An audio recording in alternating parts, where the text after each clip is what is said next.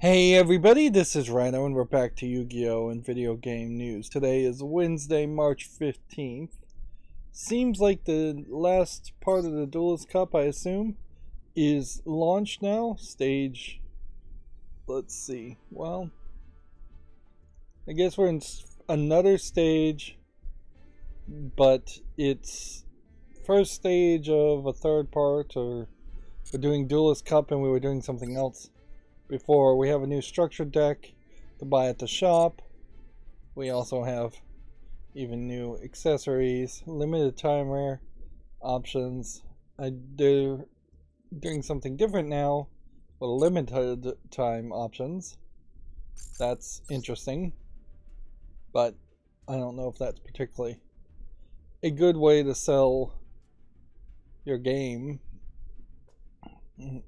content, your downloadable content, because it's very possible that a lot of people don't play Yu-Gi-Oh! As much as Konami would like you to play Yu-Gi-Oh! I'm sure. Let's just check all of these packs and see if any of these are like absolutely brand new. This one definitely has a argument for me to buy packs. We have 25 days on that. And this new step for Duelist, I think we had already purchased. Yep. But there might be an argument certainly around going heavy in this pack to try and get 3 copies of all the normals and rares and as many super rares and ultra rares as possible.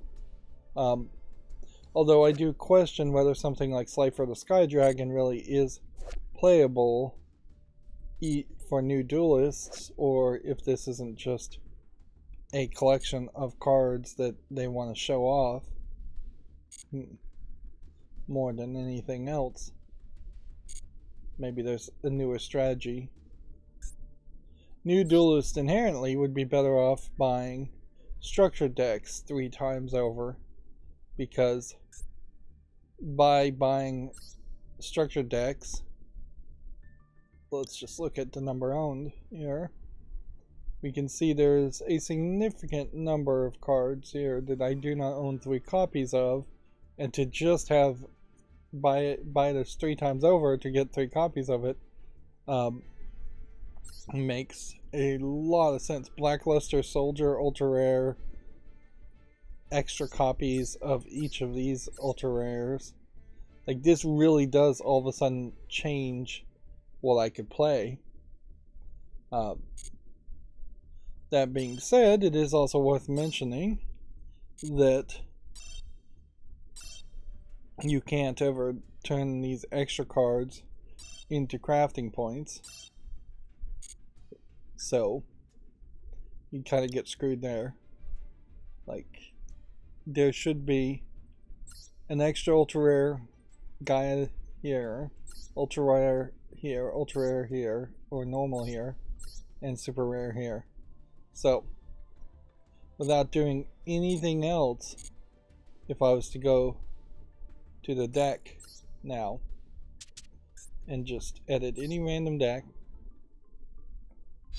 and click dismantle all extra cards, you can see I am not getting significant amounts of ultra rares and super rare crafting points from that. Not enough to really dismantle 3 or 4 people and use that to craft a new one. And that did turn those extras into crafting dust, but noticeably I couldn't get rid of this extra 4, so Exchange of Night and Day was I have 4 special versions of that card. But yeah, this is much better than buying card packs by far. Let's see, just to buy the structured decks. Unfortunately, they don't offer enough structured decks fast enough. if you were coming into the game new, you could buy a lot of structured decks, and you'd probably have to even pay real world money to just have enough crystals to buy structured decks. This is a problem with all collectible card games, though, too, is that the structured card decks never come out fast enough or come out often enough to be the way to play. A collectible card game would never be like a deck builder game, where a deck builder game would only be structured decks. So, like, of all of these that are available for purchase right now, if you were just to start to play Yu-Gi-Oh! Right now, maybe I would say Spiral Striker is good, maybe Vortex of Magic is good, but just looking even at the icons of these other characters, Cybernetic Successor might be good, Rage of Cypher might be good, but I think that's pretty much it. Definitely wouldn't say Dragon Maid Made to Order is a good offer. And there's definitely more than the 10 structured decks. There was more than the 10 structured decks. Now, as far as all this nonsense, this isn't really worth it, but whatever. We're just trying to have an account here.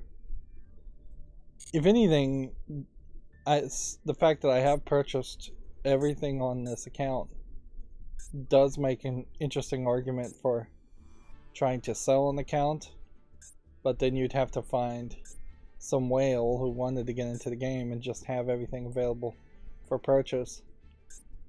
We're still leaning into 12 more days as far as this first anniversary bundle, and 12 more days in which we could specifically buy these secret packs, although I don't think there's a good enough argument to buy any of these secret packs. Plus, I'm now low on gems, so I really should just be saving up for the next thing. It might make some sense to try and open 10 card packs around this one, but also these secret packs are not really going away. It's just that you'd have to unlock them again by crafting a card, and we still never got another opportunity to open any of these card packs, which feels like there should have been more opportunities there. Let's go ahead and open this. For the accountability section today, I can say I didn't really do much at all yesterday. I've just got a crazier schedule now than I've had pretty much in the past 10 years, and I've had to do a lot of non-YouTube stuff, and so I really didn't accomplish much. Plus, my arms are still somewhat sunburnt, so I was in pain for that. Yesterday was Pi Day, but it was not really a happy holiday if they're going to try and make the idea of March 13th or March 14th be a holiday. Like most major chains of pizza places, not really doing much of a sale or a sale at all. I actually went to one place thinking it was a different place and ended up just buying a couple pizzas at full price, which is fine, but it's stupid. Like, there's been a lot of extra expenditure as far as working on my irrigation system and replacing pretty much all of that this month, so I have really broken a budget more than I think I even realize.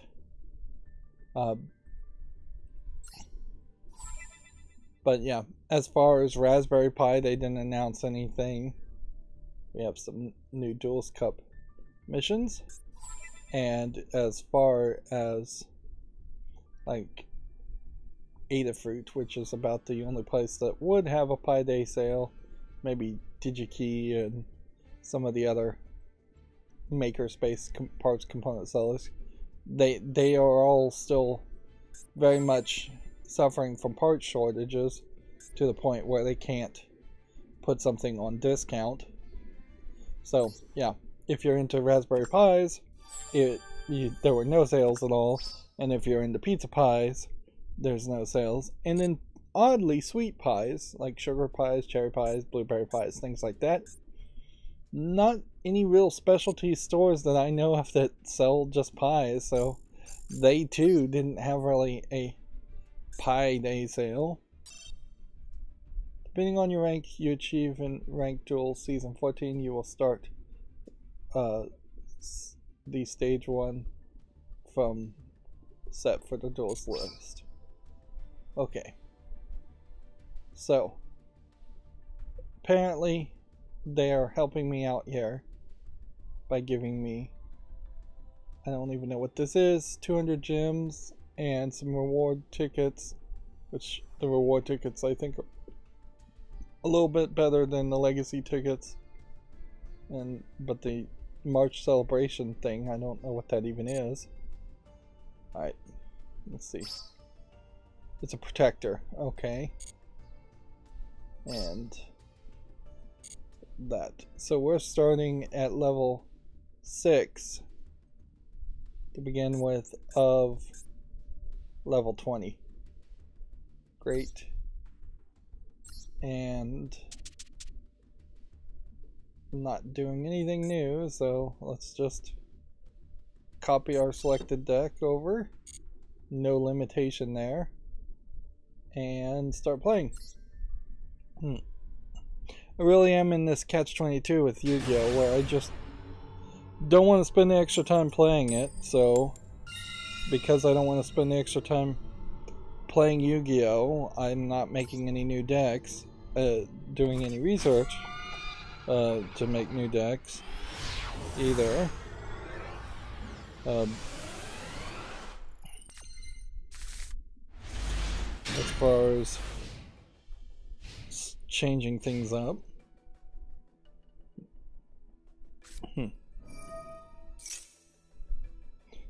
So,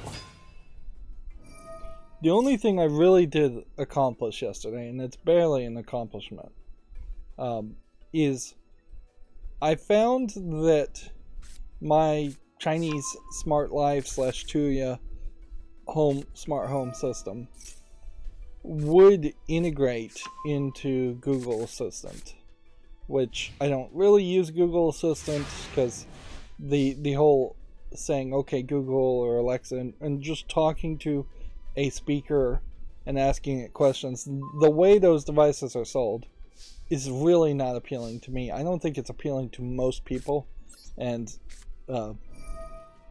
I think it really is just a failed product designed to solve a problem that doesn't exist. But built into that, there is in the Google Assistant's routines a way to integrate several of the smart home devices I have that are in their own little ecosystem. So, when my ratio sprinkler, when my door lock, when my water heater all have their own separate apps, most of which are not really necessary. Ecobee, thermostat, things like that. They all have their own little separate apps, and you either can try to do something like if this then that with those kinds of devices and interconnect things that way, but if this and that is actually fairly limited too. So I got to looking at that and just seeing what it could do. I don't even really 100% know what got me looking at it per se. What I wanted to have happen is the dish hoppers, if you connect a landline telephone to it, can do a caller ID to tell you like someone is calling. Now there really is no reason that a cell phone would not be able to connect to the hopper at that point, or any like Google Home type device and make an announcement that someone is calling on your phone. So this is a situation where you're potentially in a different room and you want to see the announcement, but you either you want to see it visually as just who is calling. It might be very redundant as an idea, frankly, and it might be a pretty dumb idea to most people to say, hey, I want my TV to pop up this person is calling, when your phone would have to be fairly close to where you are anyways to answer it. But yeah, Google Home does have this like family bell system, and it does have this announcement broadcast message system. So I was trying to see if there was a way to get that to work. Pretty much there isn't. There's possibly a way in which you could use Tasker to just automate and manipulate the Google Home app on a cell phone to send out a broadcast message when someone is calling, but it's just not an integrated system of any way. And so that's where I was coming from first, and I was thinking, oh, that would be kind of cool. And I guess as a concept, that plan failed pretty terribly. I will say Google Assistant fails pretty terribly on my network like crazy, so I spent way too much time last night just trying to modify my network to somehow automatically tell Home Assistants, not Home Assistant, but Google Home or Google Assistants, the IP addresses of the websites they're looking for, because there seems to be, probably for some security reason, but for compatibility reason, a pretty bad reason, there seems to be a limiting factor that just using DNS crypt and adding an extra hop as far as how far the network traffic travels seems to break Google Assistant, where it just says something went wrong or I didn't understand, and it says I didn't even understand when it's being typed in perfectly. So yeah, and it very consistently says I don't understand when it's connected to my network.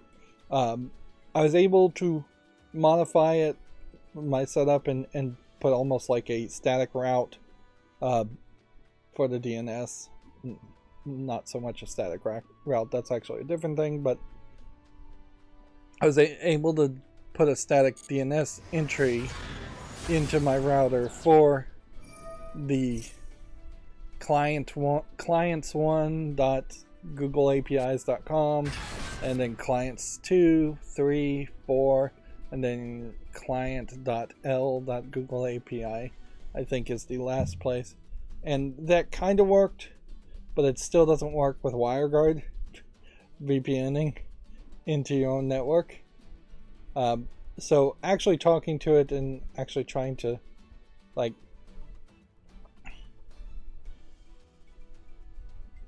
trying to have that interaction experience is not working. But it kind of doesn't matter, because what I really was going for, after I realized that that getting a like toast pop-up message to show up on my TVs when someone was calling, was I was just trying to get the Google clock. Now I have Samsung phones, so by default there's a Samsung clock app. It's fine, but the Google clock app does allow you to run Google Assistant routines. And if it worked, and I do have to caveat to say nothing is working really very well on my network. Maybe the whole thing is just down. Like I did also see on Down Detector yesterday that Google Nest, which I guess maybe that is part of Google Nest, might have been down yesterday, but I tried it earlier today and it still didn't work. And it was working when I was on my mobile data.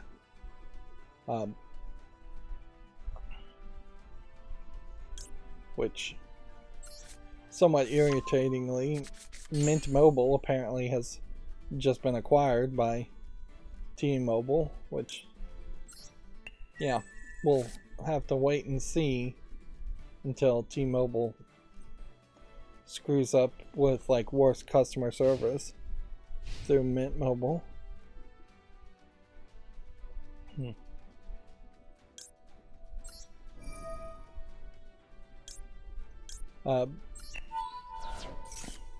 But so yeah, the one thing I could get to work though was by using Google Clock, I could run a Google Assistant routine which could turn on my TCL smart TVs.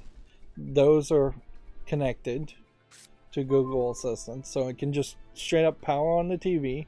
It can select a TV input, it can set a volume, it also probably could mute and unmute, but that is not integrated as easily. You'd have to actually type out a custom text command you would send and hope it works, which when you're directly connecting with something it seems like it does work, but when it's trying to do any kind of text that potentially would send it to some other site or some other data site, it doesn't seem to connect there. So there's obviously more things that are getting blocked, and I just really don't care enough to try to investigate on it further and waste time, because that's all I really was doing yesterday, was wasting time instead of just playing Prey Moon Crash, which I'm just getting further and further away from that.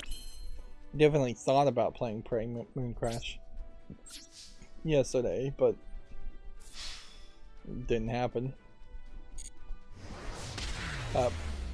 So when you get the Google alarm, you can get a routine that by default, weirdly, it says hello, and then it says whatever nickname or name it has for you, or good morning or good evening. When it says something like that at the beginning of the text, if it's going to say any text at all, it won't say those things if you turn the media volume all the way down, then turn the medium volume all the way back up at the end. You kind of have to turn it back up though, because it's not just muting that one app, it's muting all the apps, all the media volume.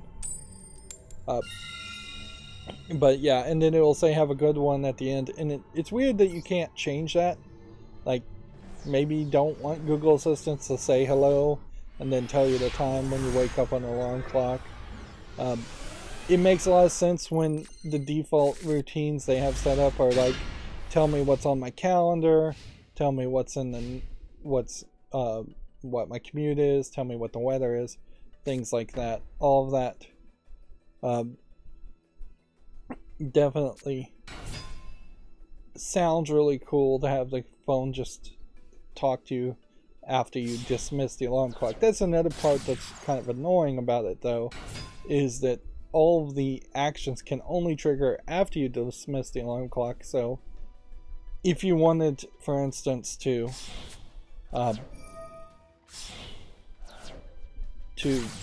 have the TV come on as part of an alarm clock, that's not possible unless there's some other way you could auto dismiss an alarm, because you really have to dismiss it. You can't just, I think, say it was missed or snooze it. And all of this originally came back from the idea of, I have this new Tuya smart alarm clock, so I was trying to figure out, is there a better way, which inherently this is kind of the fault of the Tuya app and the smart alarm clock in the way it's programmed. It isn't setting off a notification device alarm when the wake up alarm happens on your phone. So ideally, if you were just to stay in the Tuya system, you would set the alarm clock on your phone and then cancel the alarm going off, dismiss the alarm, by actually touching the alarm clock and interacting physically with the alarm clock in the room. And you really but you just don't have a good clock app or that integrates to the cell phone that way. Like, the best thing you can do potentially is if you go into the configuration of any device in the Tuya Smart Life app, there's a little pencil at the top right. There's a button that says add to home screen. That'll make a 1x1 icon that takes you directly to that device's interface. That being said, the fact that the EDUP in Smart Wake Up Alarm Clock, which otherwise I'm fairly happy with, it could always be better. There could be a little bit better programming. But the fact that it doesn't pop up a your alarm is going off right now kind of alarm, which one of more of a security alarm system than I do have in the Tuya system does do that, so I know it's possible, is kind of weird. And the fact that it doesn't go to the alarm clocks page to begin with anyways is kind of weird. So for my case,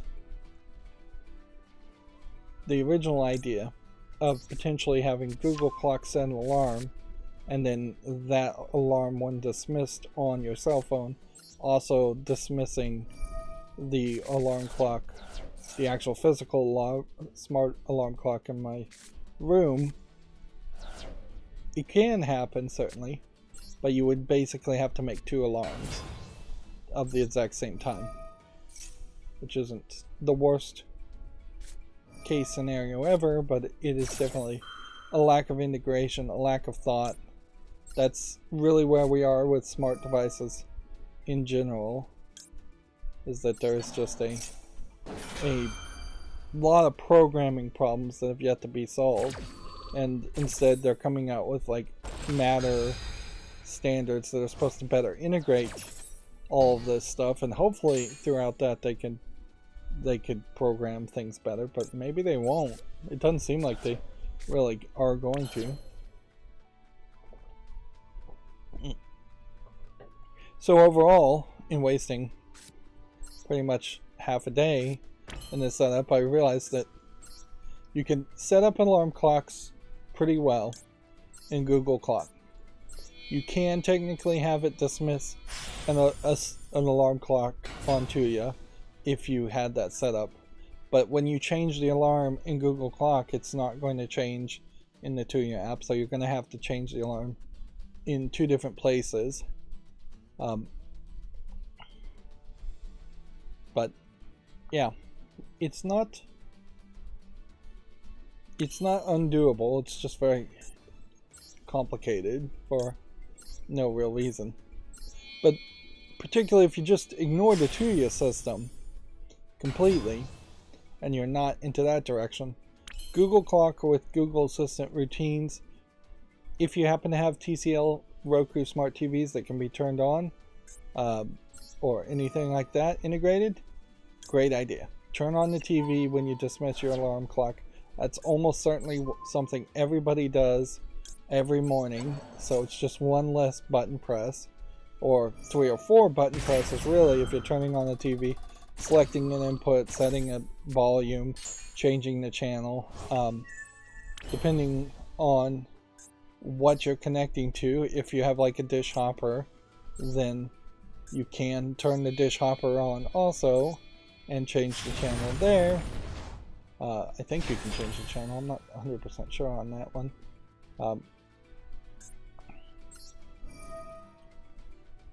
But yeah, you can definitely automate some of that stuff.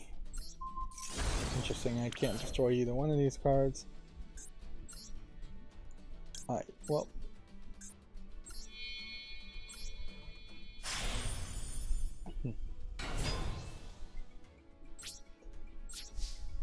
Inherently, and I'm just really warming up at the moment and kind of rambling, though the amount of effort is really just getting down to diminishing returns as far as automation goes. Eliminating a few button presses, turning on some TVs when you set off an alarm clock, dismiss an alarm clock. Nice stuff, certainly, as an idea, but not really life-changing stuff unless you are just severely, I don't know, limited in the use of your hands. And even at that, then you would run into problems, certainly as far as how you even would dismiss the alarm clock in the first place. With the whole Tuya Smart Life system, there's about 3 more smart plugs that I want to get, but the reasons I want to get the smart plugs are actually fairly small. Like, because they are, I just want to get smart plugs to do power monitoring, which they're slowly moving into that, and they're kind of trying to upsell you services in that direction. 10 cards, and I couldn't special summon a single one of them. Interesting.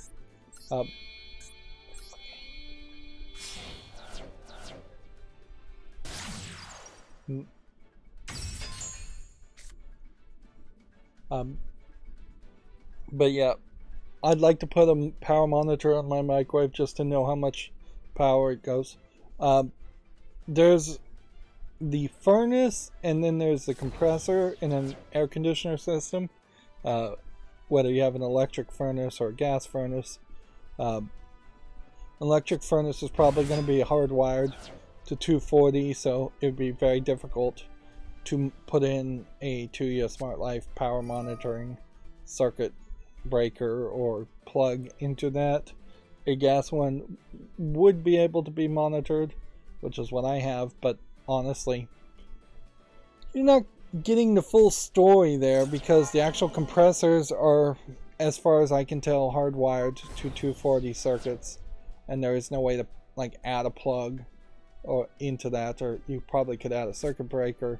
But if you are adding circuit breakers, they're probably going to be European style circuit breakers that don't work in the United States style. The United States really barely even has a style that's consistent as far as the way their circuit breakers work. As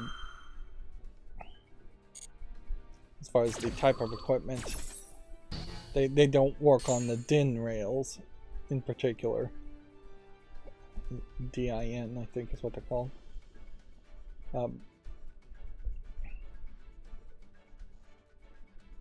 So yeah, the number one device that's probably using electricity in my house is the number one device that, or a couple of devices if you separate the compressor and the furnace out.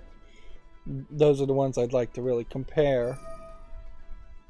And inherently the Ecobee does make some guesses as far as just how well or efficient your electricity is going, but I honestly don't think it does as good of a job as it pretends to, because it doesn't really know the amperage or wattage, as far as I can tell, that would be going through those systems. I think it's probably just making a general assumption, and that's probably why most of the time they refer to the reduction of hours that you're running, not a reduction of kilowatt hours. But yeah, I'd like to know how much my refrigerators are using and how much my microwave is using. It would be nice in an emergency situation, although arguably in a power outage emergency situation it still really wouldn't work.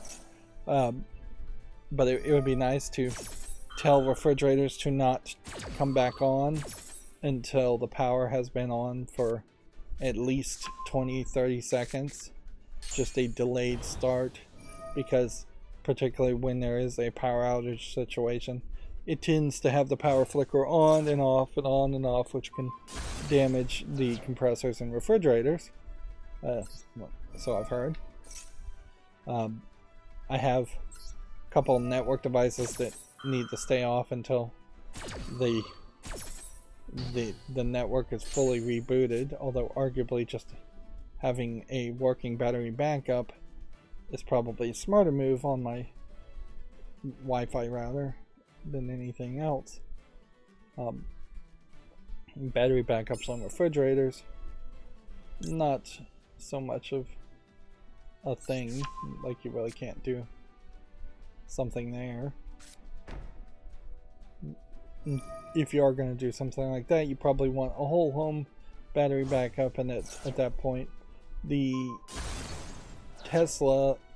the Ford Lightnings that are in development and yet not available for purchase do sound like they may have kind of the best option yet, as far as here's a truck that has a lot of battery power and a lot of battery power that they can backfeed into your house, so that you could run 20 kilowatts, I think was the number I heard.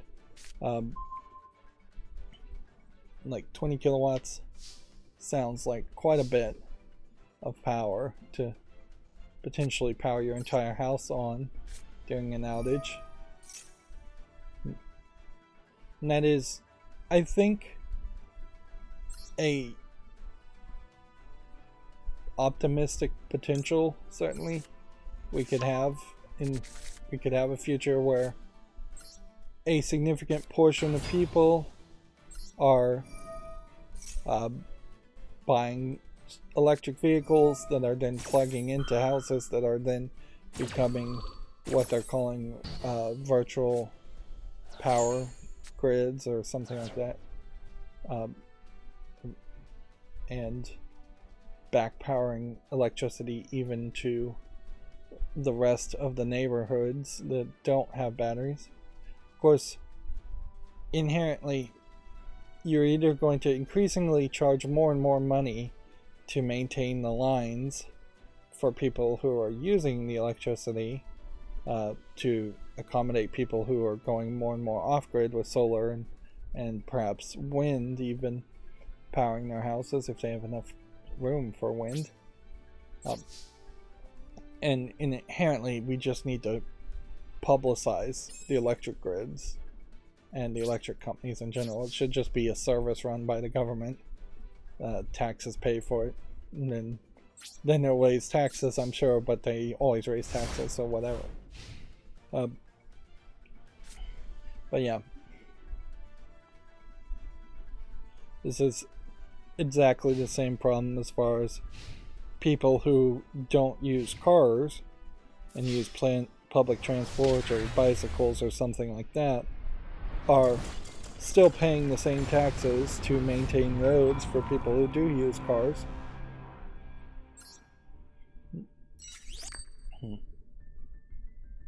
But yeah, it definitely is diminishing returns as far as smart devices go. I still have several bulbs I want to set up. Arguably Zigbee would be nicer, but they're too expensive still. The Expressive company has just announced a new generation of Zigbee Z-Wave Internet of Things chipsets, which are designed to be more effective, more powerful.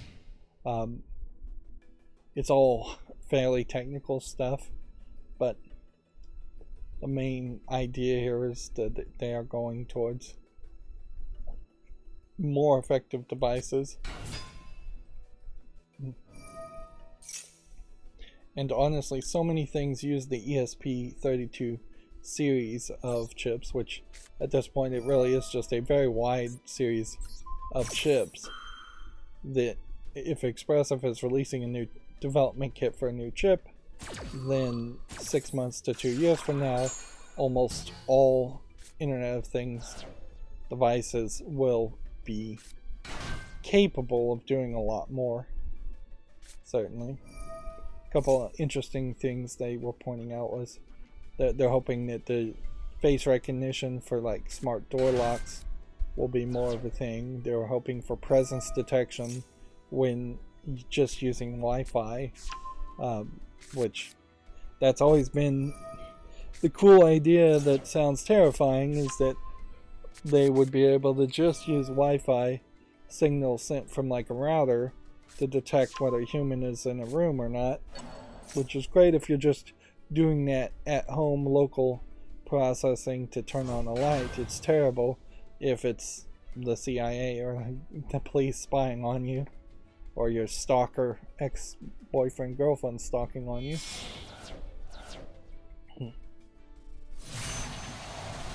But yeah, I would say check out the Google clock. You can certainly use it as a regular clock. It's better than the Samsung clock app, which hasn't been updated in a couple years. How often do you need to update a clock app?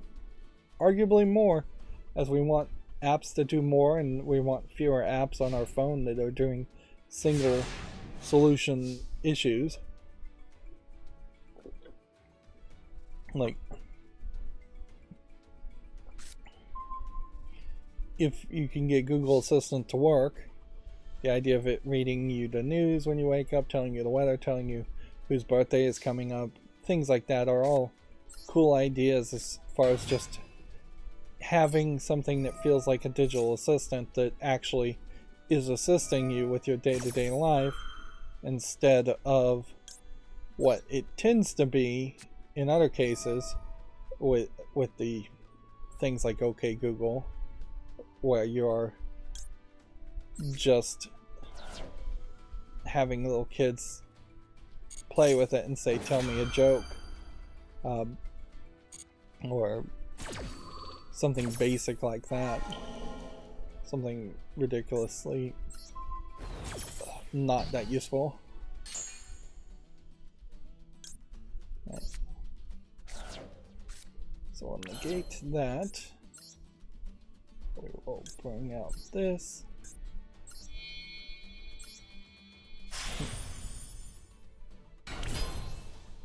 We will skip that and do this.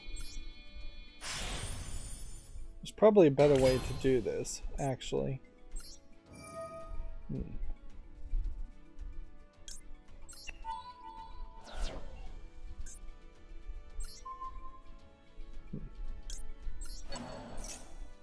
It's not very video game related, but apparently Kevin Smith, the maker of Clerks and then a whole bunch of other bad movies, or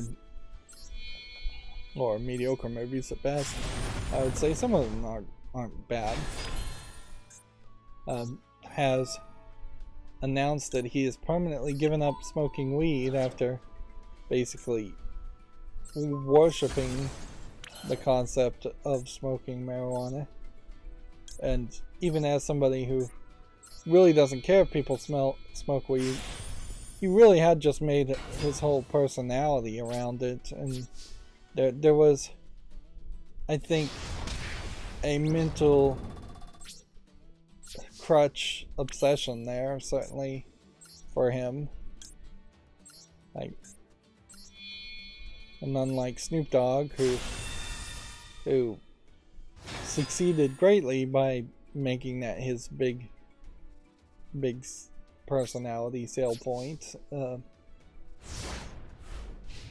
Kevin Smith really didn't succeed that well around it, although perhaps he succeeded way more than he would have otherwise.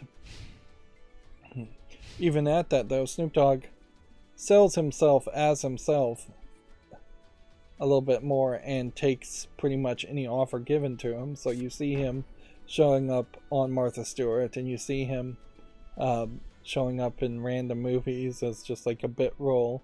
Things that Kevin Smith potentially could have done a little bit more if he had just taken roles, and as a bit role, I'm gonna do a walk-on and show up, and or if he had just shown up on talk shows. Instead, what Kevin Smith did is he tried to create his own universe, effectively, where everything Kevin Smith did is run by and produced by Kevin Smith, and that created this insular fandom circle where he would not really spread out away from his own already established audience.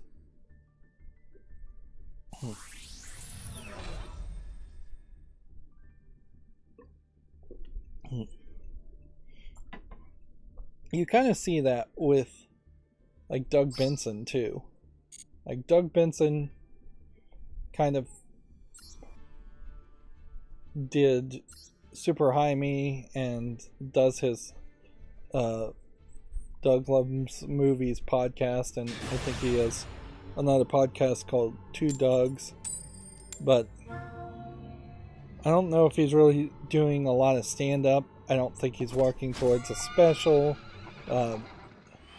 He's really can't do another Super High Me like parody of Super Size Me as a documentary, and so there's just kind of a lack of production, probably a lack of ambition because of all the weed goes. Inherently in Hollywood, you have to have that ridiculously large amount of hustle culture drive, where you're just always trying for the next role, always making connections, always making more content, and I think the relaxed nature of people who smoke marijuana just does not congeal with that very well.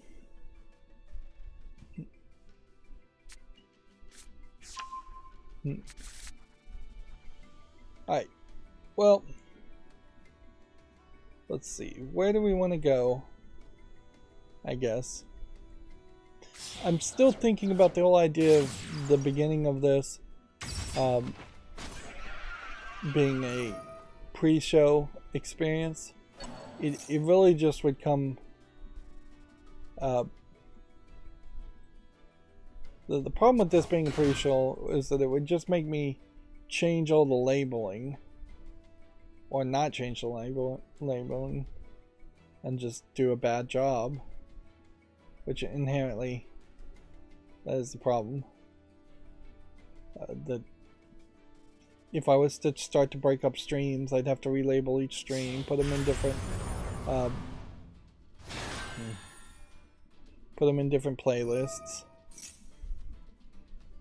I have also noticed on my channel, I don't know what happened particularly here, but it definitely seems like there's probably too many YouTube shorts coming out at this point on my channel. I have noticed over the past couple days that it feels like 5 YouTube shorts came out between one stream and another, one video and one other, when that seems like that's too many. I did look at Reddit as far as making a subreddit, so it does look like I probably have barely enough karma that I could make a subreddit and then just self-promote on that own personal subreddit. I don't know if there isn't just an overall rules of Reddit that would forbid that. So, yeah. While it is something that I have this knee-jerk thought that I'd like to do that and just have all the YouTube shorts show up on the subreddit, it seems like that almost certainly would be at the cost of getting views on YouTube, and yeah, for very little benefit. And the last thing I want to do is make a subreddit that then I have to moderate myself, or a subreddit that nobody would follow because it's literally just going to be one person putting up videos. Like, I guess what's missing on YouTube is that there isn't really a forum concept in YouTube where people would discuss certain things and then move on to the next topic in the same theme and move on to the next thing. There's hashtags that don't really work that well or work like that at all, and then there's individual videos, and that's pretty much it.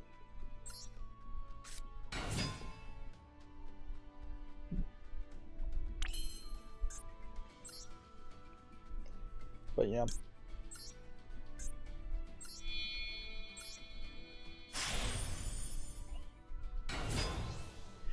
inherently, if I was going to do a pre-show and then take like a 30-minute to an hour break, I would just have to warm up again. So yeah, and I probably would gain a lot of energy as far as just if somebody else was podcasting with me, which, yeah, that is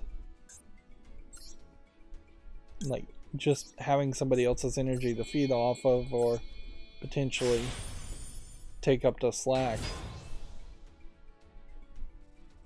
That would definitely be another thought.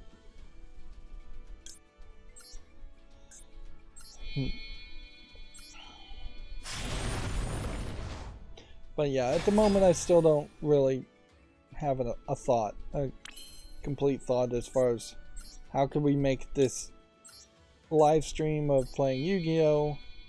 Interesting in a way that people would actually want to watch this, or is this just dead in the water and Yu-Gi-Oh! Just a stumbling block that needs to be abandoned?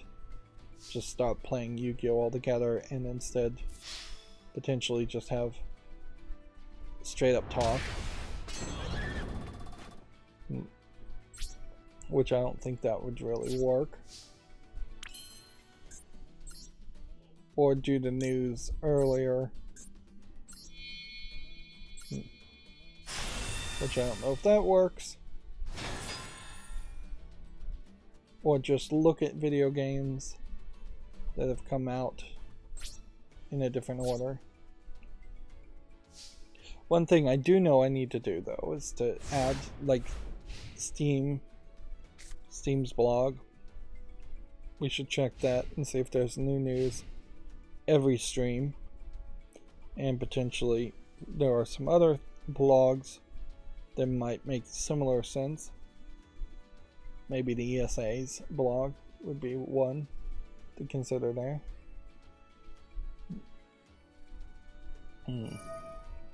So I ran my macro a little bit early, so we have some extra like Gamatsu articles here. Harvest Moon, the Winds of Anthos has first details and screenshots. The Harvest Moon games of recent time have not been particularly good or well received from what I've heard. This looks a little bit better than the last one. Inherently, people do have nostalgia around Harvest Moon, the first game, but that's about it. Like, I don't know when The Verge changed their logos and stuff, but this looks new. But there's an article here that says Microsoft is bringing Minecraft to Chromebooks. An early access version of Minecraft Bedrock Edition is coming to Chrome OS. Now, the Bedrock Edition, I think, is the original version of the Java edition, basically, of the game, I think. Let's see. They originally launched a Microsoft Education Edition on Chromebooks in 2020, but the special edition required a school license. So, the actual coding there is mostly done. And it certainly makes a lot of sense to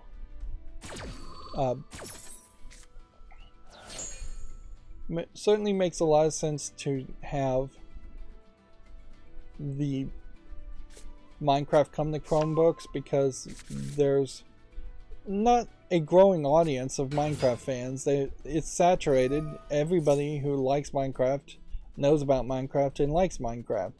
And inherently, kids these days are probably getting Chromebooks a lot more often, either because the schools are giving them to or the parents are giving them to them. And so if Microsoft can get their game on Chromebooks, they basically have no competition at all, because there's few other games that will be on a Chromebook. If anything, the idea of a Chromebook would be to prevent games from being on them, since it really is just designed to run Chrome and websites. Let's go ahead and show off uBlock Origin's abilities here. as far as how do I clean up a website. We'll go ahead and preview that and get rid of that. And then we will pick this, and you just use the eyedropper to zoom down as much as possible to get rid of things. And then this is how you get closer to being fair use too, as far as you just are actively selecting these CSS cosmetic filters. Notice how it is kind of just this random chain very often. That is the WordPress type plugins they use to obfuscate things. They don't want to make it that easy.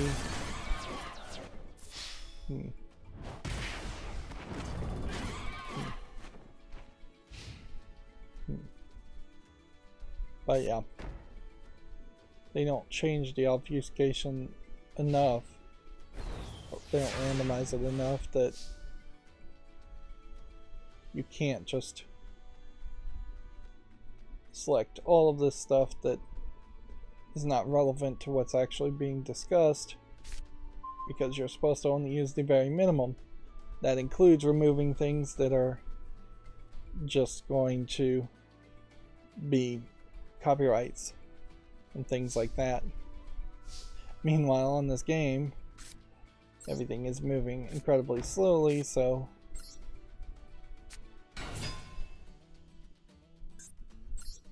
a lot of stuff potentially happened there, but I just don't care what actually happened.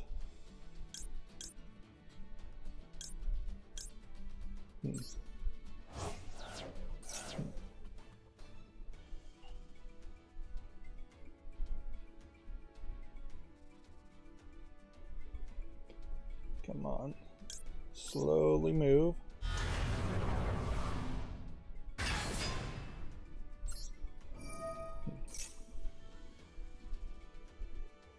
Maybe I should have put this here.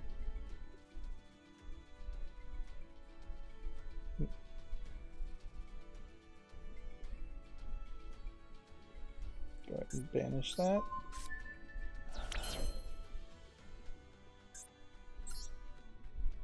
Alright. Let's give this a try.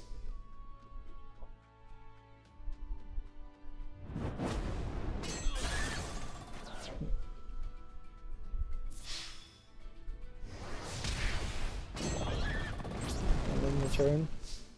After I get things somewhat corrected here, I will tend to try and see if I can use this to possibly squeeze some things in the right way.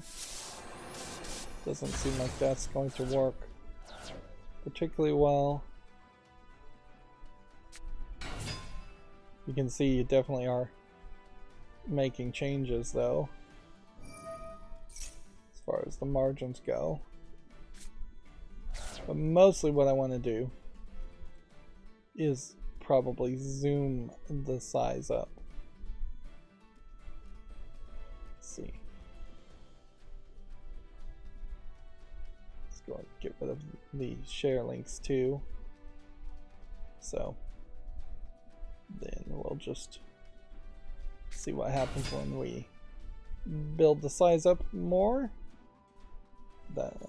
There we go. We have an indent, and we have a pull down menu at the top here, so we'll try and get rid of that. Just preview it just to make sure. Alright. And then we'll try and see if we can get rid of the indent. Maybe we can't get rid of the indent, or maybe there's something like hidden. Okay, so that won't work. Still way better as far as talking about things. We could get rid of like comments here if it mattered. Just to see if we can.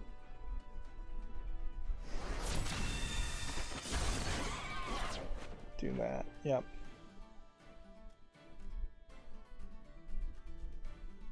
Get rid of the little line. Let's see.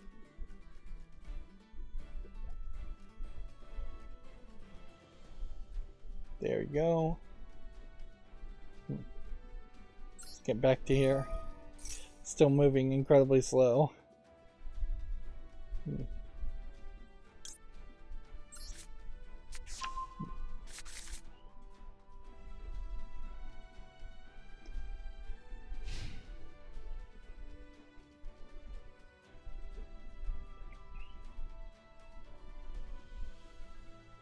So yeah, the last thing we have here would just be centering the text. Probably. You can see if we do that. That doesn't seem like that's going to work. If we do that. It doesn't seem like that's going to work. So I bet the next move would be to make it a little bit bigger. There you go. And that's just a little too big, though. But that does fix the problem. Although that being said, that looks fine too. It's just the thumbnail that's going to be off. So it is a compromise, certainly when fixing pages with uBlock Origin and a few other tricks. But yeah, that does seem like that is the best solution there. Not that I'm planning on using The Verge for a lot of news sources, but it's always helpful to have it cleaned up. We can certainly always tweak it a little bit more and see, try to like take out this just to get rid of that line. I would say the text here is too big. Maybe what I could do is increase the order. That might work.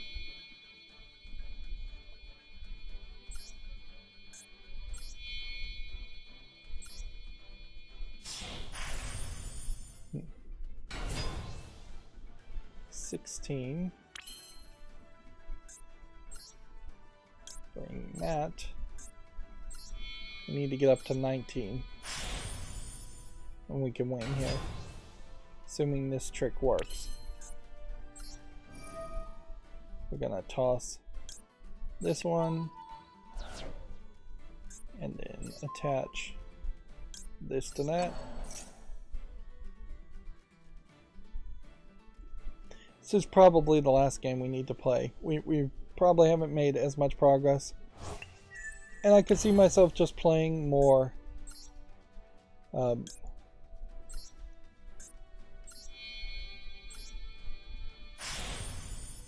I could see myself playing more off screen, even though I tend not to really want to do that. It would give me something to do other than just wasting time. Right.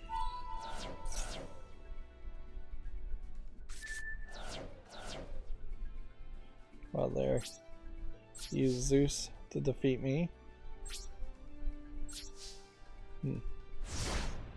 Which I don't know if I have anything that can defeat Zeus as a concept. Well, probably can win here still. Come to think of it. Because I could, assuming I can just summon the character that banishes characters. Yeah. Suppose what I could do here is, now that it's zoomed in, so we could try and center and then add the indent now, which the indent wasn't working before but by making it bigger and establishing the borders, which this is just the craziness of how CSS and custom style sheets and HTML5 works, that has adjusted it to a much more comfortable. Now I can get most of the image easily on screen with my mouse wheel. When I scroll up and down my mouse wheel, it goes like 3 lines. Arguably it should really just go 1 line, but yeah, right now it's set to 3. If I go too far, if I go to the right instead of centering in the center, if I go too far here, it'll start to get too small.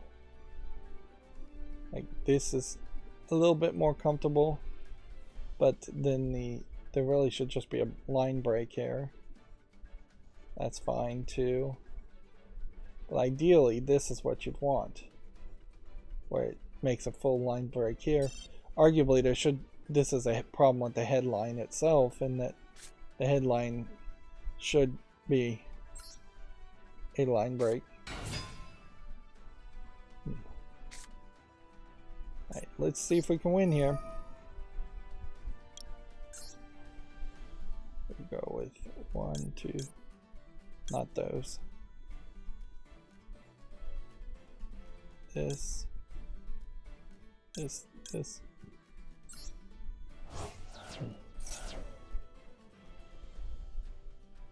Yep.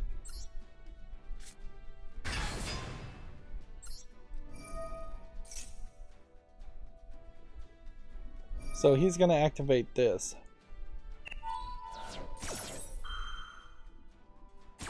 And then the resolve here will let me banish this, so we get back to 0, 0.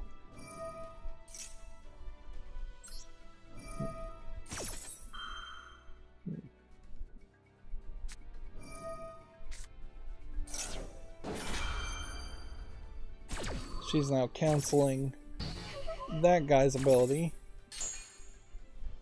which then just doesn't really matter. I'm going to throw that in the graveyard. I don't think that's actually going to help with anything. Go ahead and play this. Add this guy to the hand, I guess. And then we have to end the turn. So 19 for a 19. If he can summon a 19 and attack, he wins. If I can summon a 19 and attack directly, I win. Becomes the race here.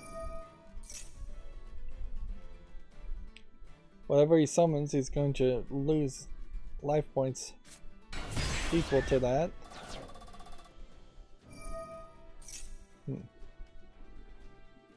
Interesting. So now he's down to 800, which means if I summon this and attack through this guy, I'll win.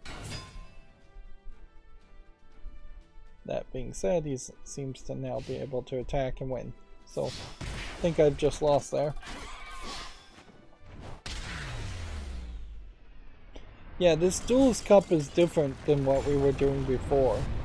And I liked what we were doing before better, where we just had to win 3 times.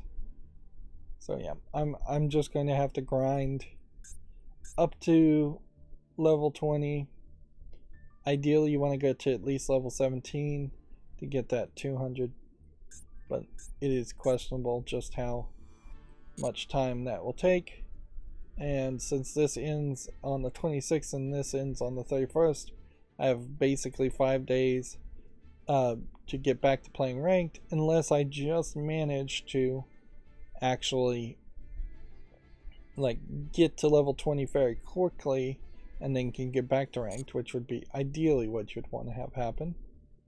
As far as the quests go, we have accomplished significant amounts of stuff as far as the Duelist quest challenges go, but we still obviously need to duel a lot more often. Interestingly, even if you did win all the way to rank 20, you still would need to do 46 more games. So there is, if you were just on a 100% win streak, you might still need to play more, which that's a weird way to basically punish a successful player. I've gotten most of the daily quests done, and log in and dual lives, not so much. So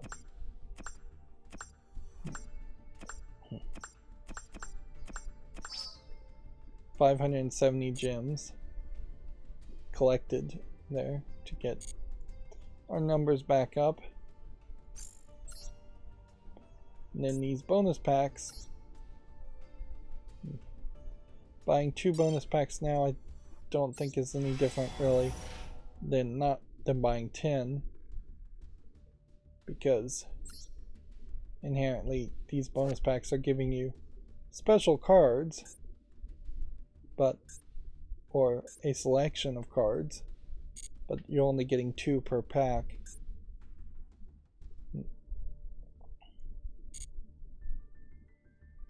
Okay, let's call that a good job done as far as the Verge. Let's see.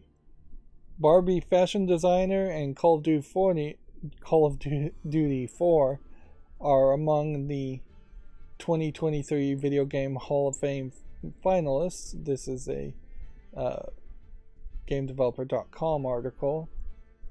Let's see. Other finalists are Ages of Empires, Angry Birds. I feel like Angry Birds was already a finalist last year. Call of Duty 4, Computer Space, FIFA 23, GoldenEye 007, The Last of Us, NBA 2K, Quake, Wii Sports, and Wizardry. The problem here is, since this is kind of all over the place, since the Video Game Hall of Fame is not that old, it's only a couple years old, that they're having to select just random assortments of games from random time frames, at which point nothing really compares or makes sense.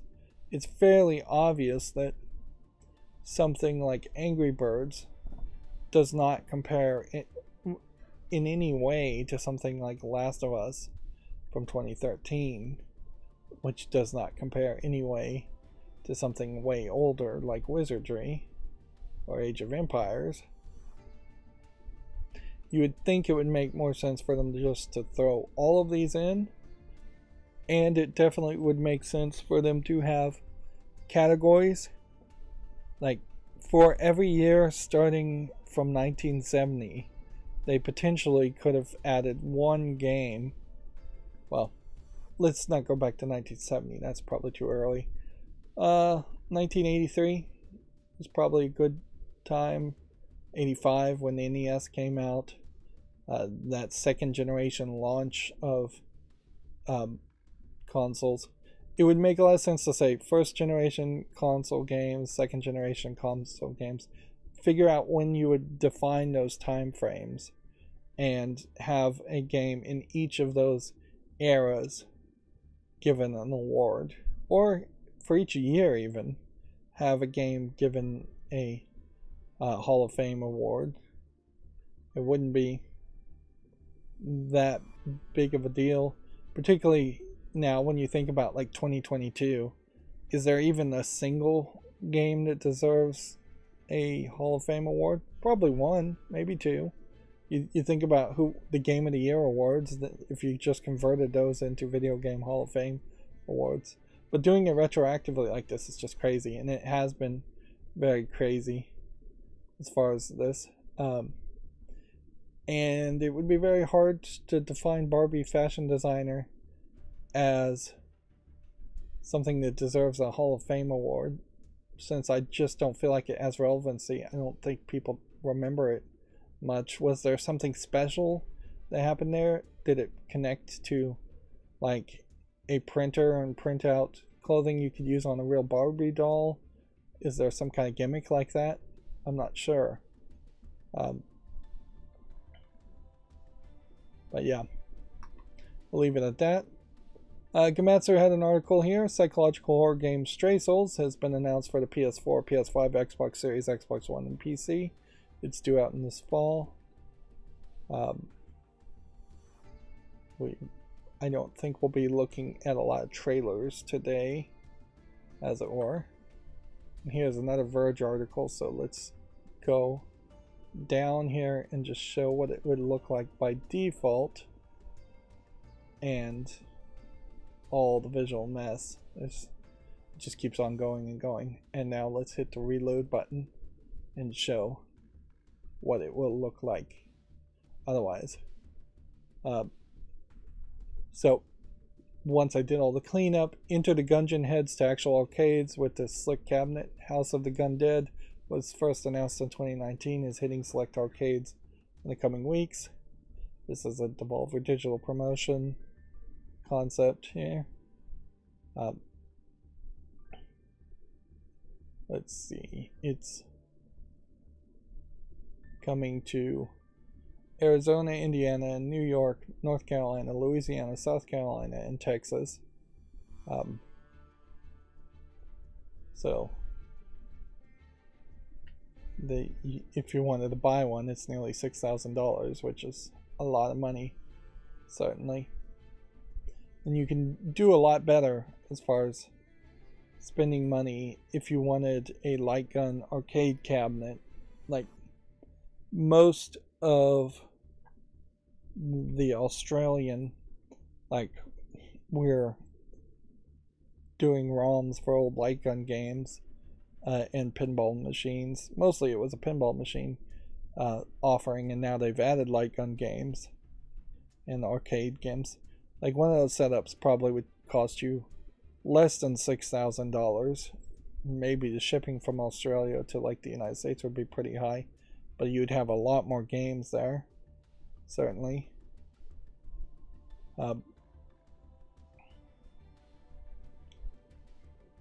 So yeah, I would have a real hard time justifying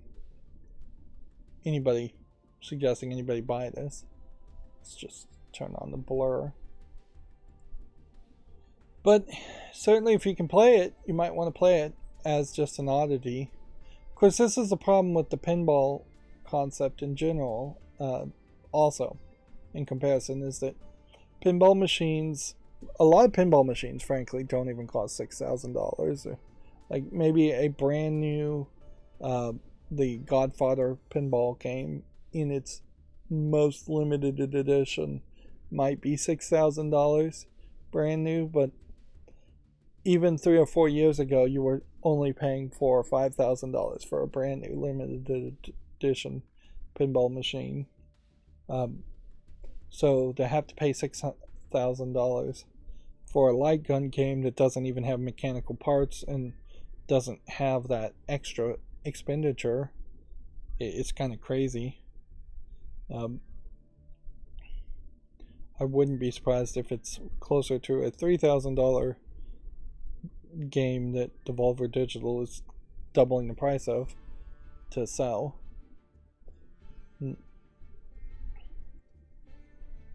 So yeah, I definitely wouldn't say that's worth it. Let's look at the order page here. Yeah. Compared to a pinball machine, you've got particle board wood and a monitor. And you've got your light guns, which look like very basic light guns you can buy. Maybe you'd spend $300 or $400 on the light guns themselves. There could be a there could be like a $2,000 PC in here running the software, but honestly, if you've got a $2,000 PC running in here, it needs to run a lot more than just one game. Even a standard arcade light gun cabinet should have multiple games on it. So yeah, I just don't feel like this price tag is reasonable at all for what they're offering. Like, for $6,000 you could fairly easily build your own system, unless this is a high resolution, high frame rate 4K monitor, or there's major surround sound type sound effects, which I question. if that's the case. There might also be a IR transmitter at the top of these. Let me see if I can find the other website that I'm thinking about here. Since the price here was about $6,000, let me look up the other website and see if I can find that.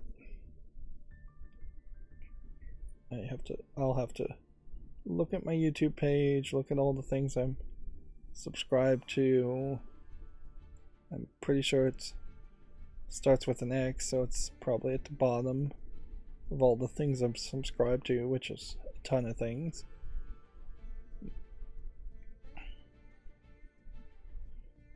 Is it called Extreme Virtual Pinball? That might be it. Yes. Extreme Gaming Cabinets. Extreme Gaming Cabinets.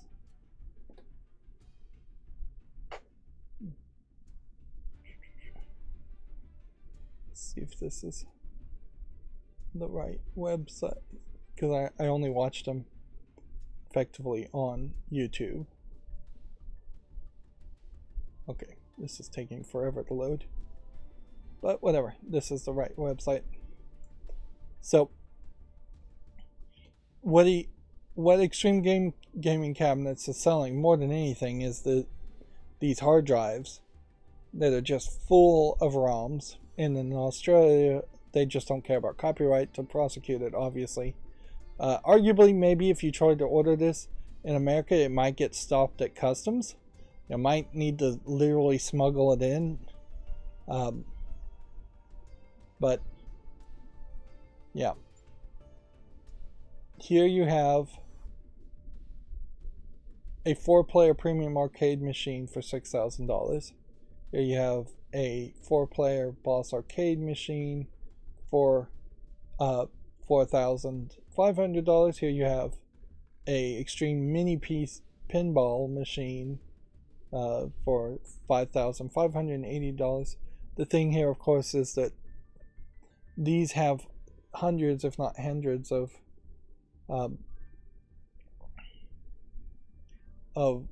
ROMs on them, 16 terabytes. Now, the amount of games gets smaller as the size goes up, as far as new games being added, because they are adding newer games.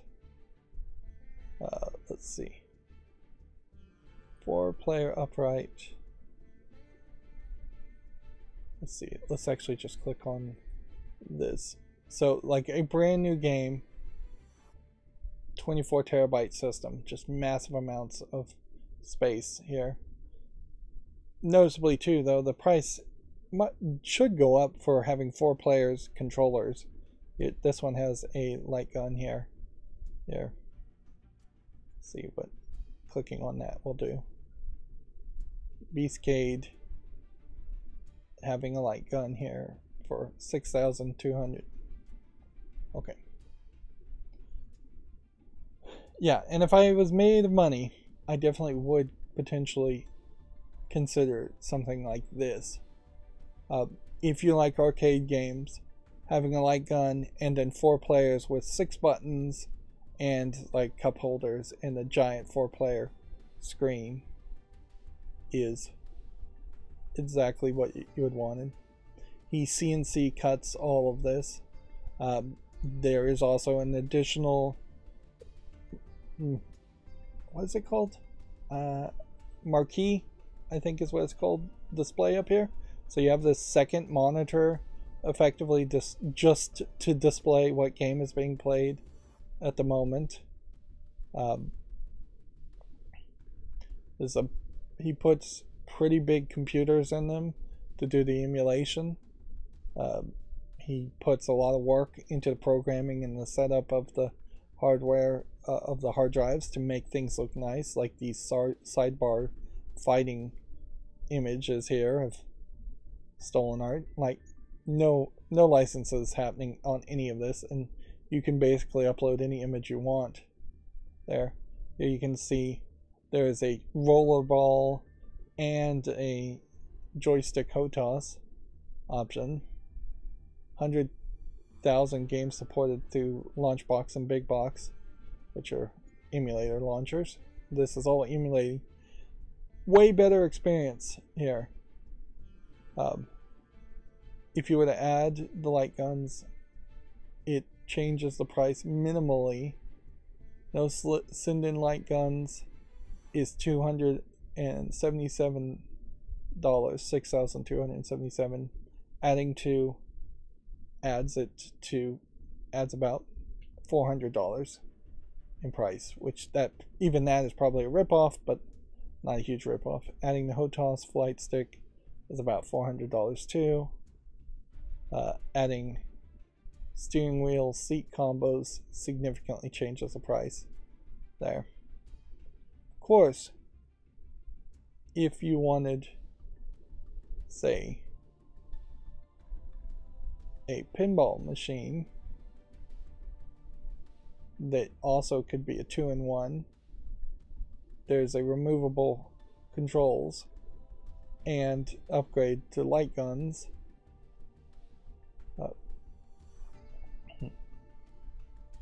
They could work for you too. Let's see.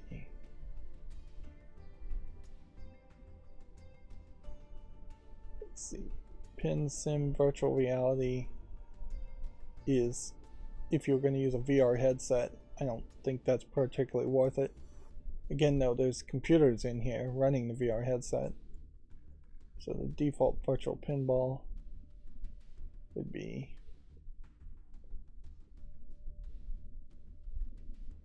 somewhere around 3D support they've added to.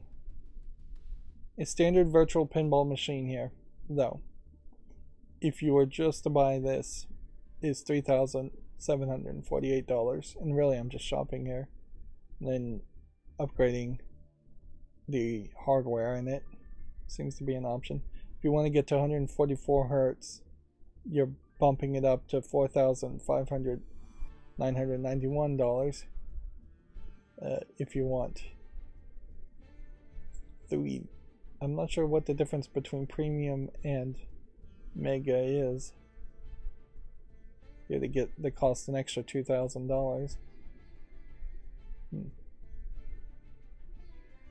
Premium pinball machine, 144 hertz with 3D pinball, $6,000, which was the price of that one Devolver Digital Light Gun game. Let's see. I imagine the premium might have matrix lighting, which bumps the price up, a reflection board, extra RAM up to 16 gig, and then Ryzen 7. But even upgrading all of that still doesn't get the mega to the premium price. This inherently, though, a virtual pinball machine is a way better offer than a virtual arcade machine, because you can just have a PC and emulate arcade machines pretty well anyways. But you don't certainly have as much of an option with pinball. The only other option is to have an arcade or go to a pinball festival, which the Texas Pinball Festival is happening like next weekend or this weekend, I'm not sure.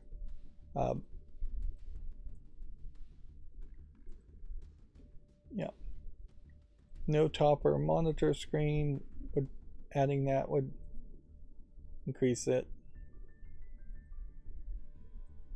So you can get this up pretty expensively. It's all very expensive, certainly, but this is actually a pretty decent price to get a standard virtual pinball machine where it just doesn't have topper, it doesn't have underlining on the casing, It may not have side lighting. This is a very decent, reasonable starter spot. May not have 144 hertz graphics or 3D, but I'm not sure all of that is really necessary. More than that, it's just gimmicks. You can see there's a lot of different side art they do. Pretty much every single one they make is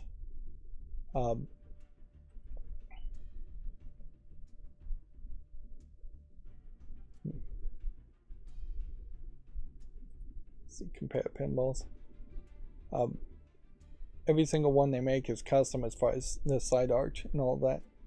Really, I'm just rambling today, but I probably should have showed this off. I've been looking at this for years, and yeah, if I ever won the lottery, I definitely would just get something bigger. So, like, the difference between the standard, the Mega, and the Premium is how good is your graphics card. 1660 versus 360 versus a 360 1012 gigabyte. Arguably, you could probably start with the standard and upgrade that yourself. The monitors here, they're telling you the exact kinds of monitors you're starting with, and you get a 4K monitor on the standard at 60 hertz, whereas upgrading higher gets you to 120 hertz or 144 hertz. If anything, it seems like Mega is better than Premium. You might have some trouble, certainly though, squeezing this monitor into this framework, but maybe not that much. They both are 32-inch monitors. They all have the same digital dot matrix display things, or simulating dot matrix displays. Same 2 terabyte SSDs, same 2 terabyte hard drives, and then you would potentially have to add yet another hard drive or expansion for more of the games. Although pinball alone, 2 terabytes is more than enough, I would suspect. Let's see, same hardware. So if you want the matrix lighting, Premium gets it. It's optional.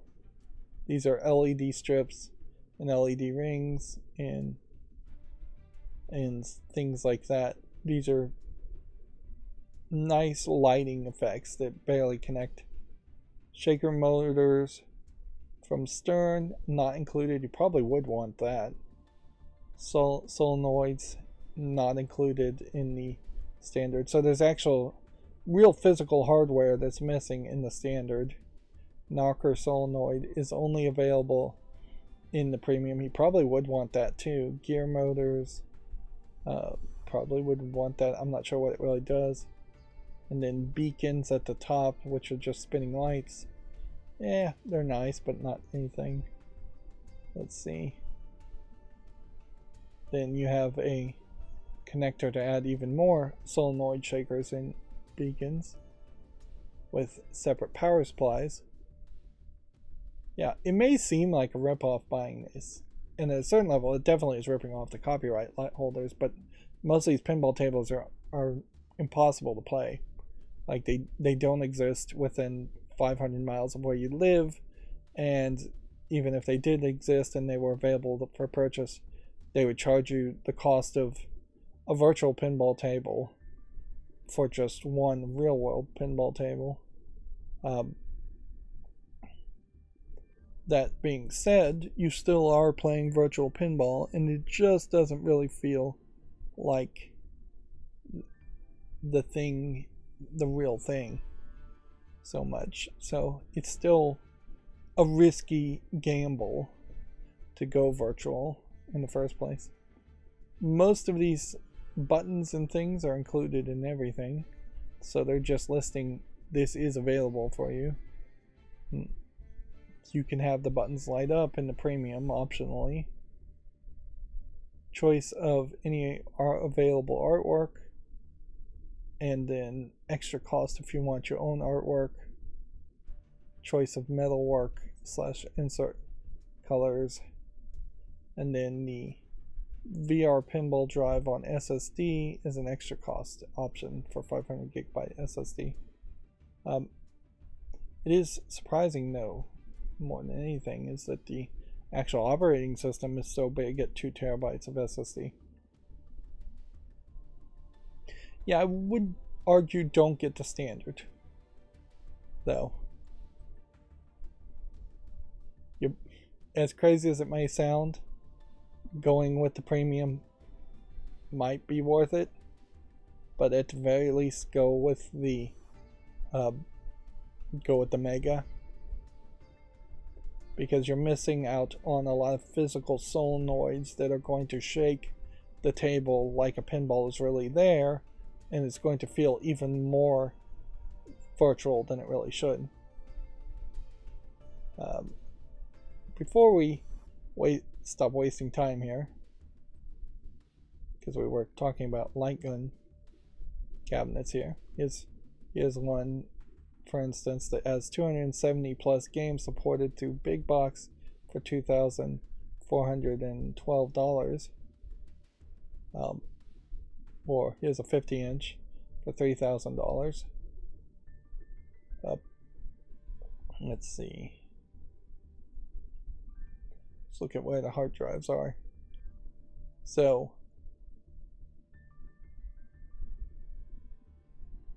hard drive, 8 terabytes, 16 terabytes, do not purchase, do not purchase. Light gun drive OS, Ghost Spectre drive, 500 gigabytes.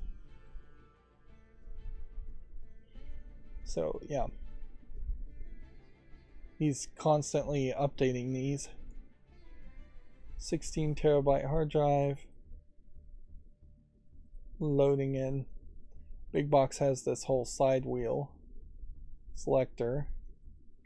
All this custom art. Yeah. Or stolen art, whatever you want to call it.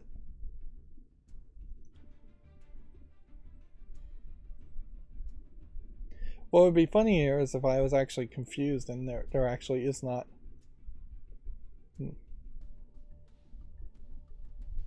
Let's see. To purchase, you must pay in Australian currency through the website.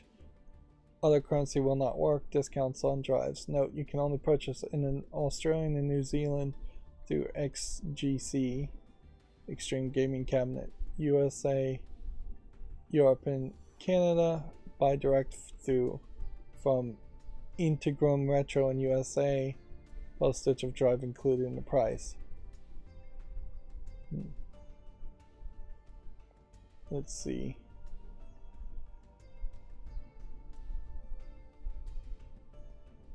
We pre-configured it with all media, emulators, and ROMs so that it's easy and ready for plug and play.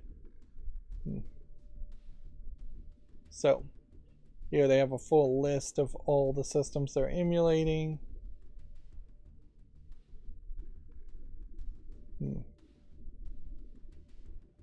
It would be funny if it turned out that a 16 terabyte hard drive that you're paying $700 for actually does not have the ROMs on it. And you still would have to go on a big hunt through the dark web or through torrent sites to download all the ROMs. That might be the case, but honestly, $700, well, ridiculous amount to not have ROMs already configured. Having the configuration set up is probably still worth it. Having a list of games and ROMs to go search out might very well be worth it.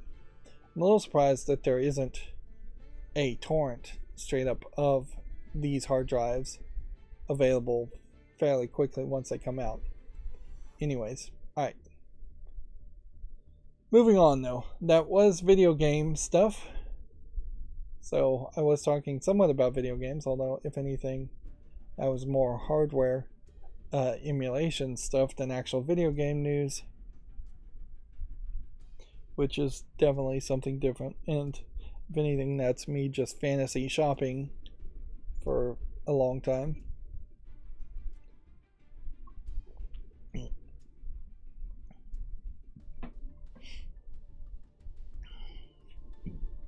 Moving on, sorry there, I needed to drink some water.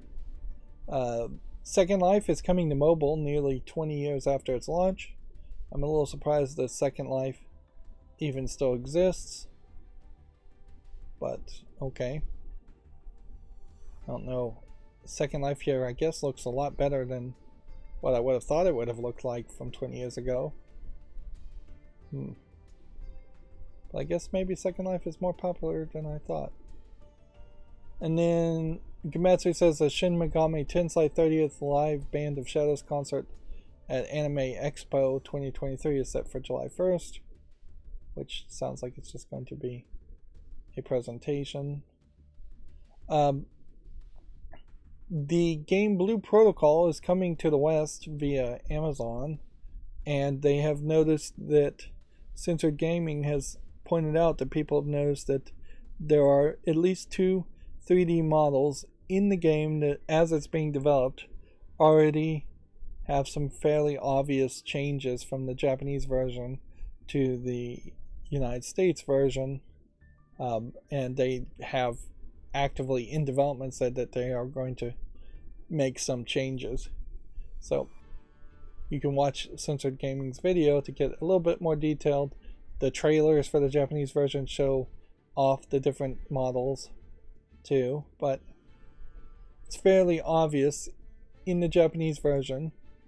You have a character here where the arms and hands and sleeves are all the same, and the top is for the most part the same, but when you get to the top in the Japanese version, it stops and shows belly, and in that belly you see actual like abdomens and hip bones being shown. So if anything, this is actually a fairly low cut skirt, the way it's being modeled here, and it definitely is a skirt with no split in the middle, and it is a fairly low length skirt also, because you've got quite a bit of distance between the knee and here, whereas the United States version eliminates the belly completely and covers it up, so you're not seeing abdomen and hip bones, which, even though these models are exactly the same height, just hiding that detail makes it feel like these pants are actually higher than they really are. If anything, they still are incredibly low. But they have made them pants now, and they've made them lower. And yeah, overall, it's fairly ridiculous that an artist is wasting time making 2 different models for something that you very possibly would see somebody wearing either one of these. Neither one of these outfits, missing their textures obviously at the moment, are like extremely provocative or unrealistic or sensual or lewd in any way. Like, if you were looking at I assume this is a female character in a bikini, a 2-piece bikini, you would have way more chest and under and stomach exposed. If the bottom part would show way more thighs and legs anyways. So it's just a waste of artist time to create 2 different versions. It's waste to have censorship for no real reason. As the game is being developed, you're already thinking in the lines of censorship. There's just a lot of stupidity there. Meanwhile, Koei Tecmo is promoting a lot of like pre-order bonuses for Fatal Frame Mask of the Lunar Eclipse, for instance. Is you get a extra mask, which I assume is an in-game object, and then you have 3 new outfits here, and this is kind of the 100% 180, in which you have artists on this game who want to put the characters in different kinds of outfits, possibly to be a little bit lewd in the horror game, possibly just to be a little bit more fashionable, probably to be a little bit lewd, let's just be honest.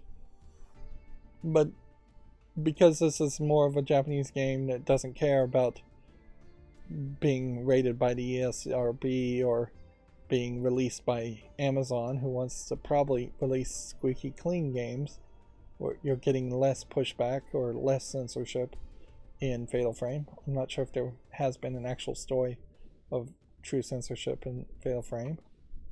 There is also pre-order bonuses for the Switch, PS4, PS5, and PC for Atelier Ryza 3, Straw Hat, Super Flower Crown, and Great Alchemist Staff. So, yeah. They definitely, Koei Tecmo is pushing pre-orders. Here you have a Straw Hat, here you have a Flower Crown, and here you have Great Alchemist Staff being shown off. Which, that is a great example also of artists and content creators giving something to the audience, instead of censorship taking something away from the audience and saying, no, you're in the United States, you can't have the game the way it was originally created or the way it was originally intended because somebody else says so. Well, it's hard to make arguments that the United States is the land of the free when you don't have the option and freedom to play a game the same way it was originally released, and you are running into censorship. There is also this interesting thought here where they want people who are content creators who would stream Atelier Ryza 3 to fill out a form, which I don't know what the real aspect there is. Let's see.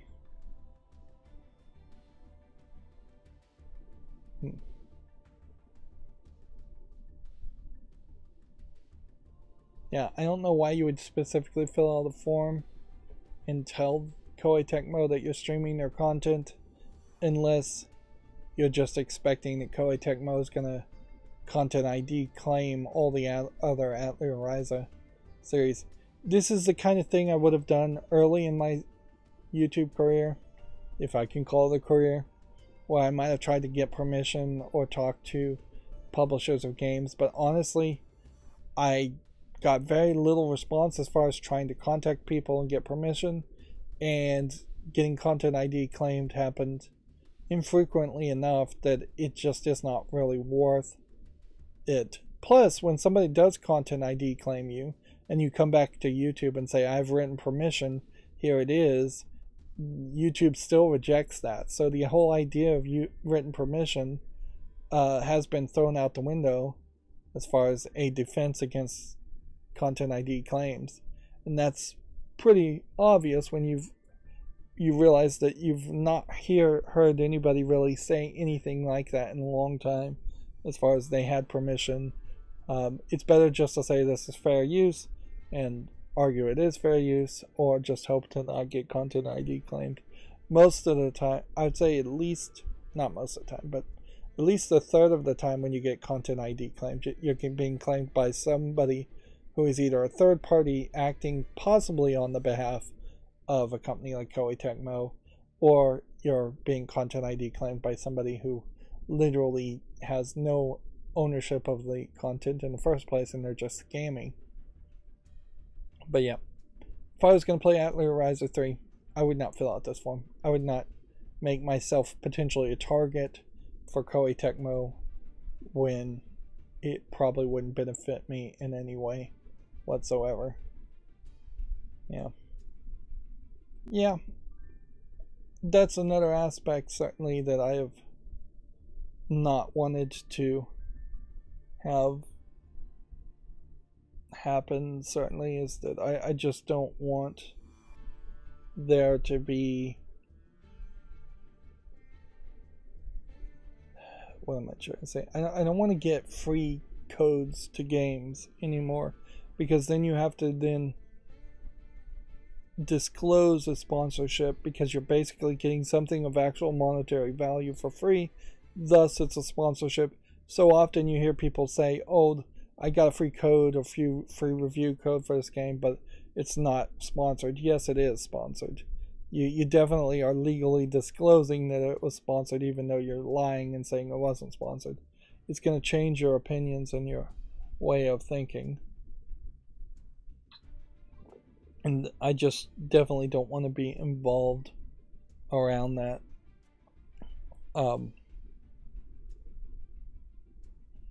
Yeah, I definitely just do not want to have to deal with that type of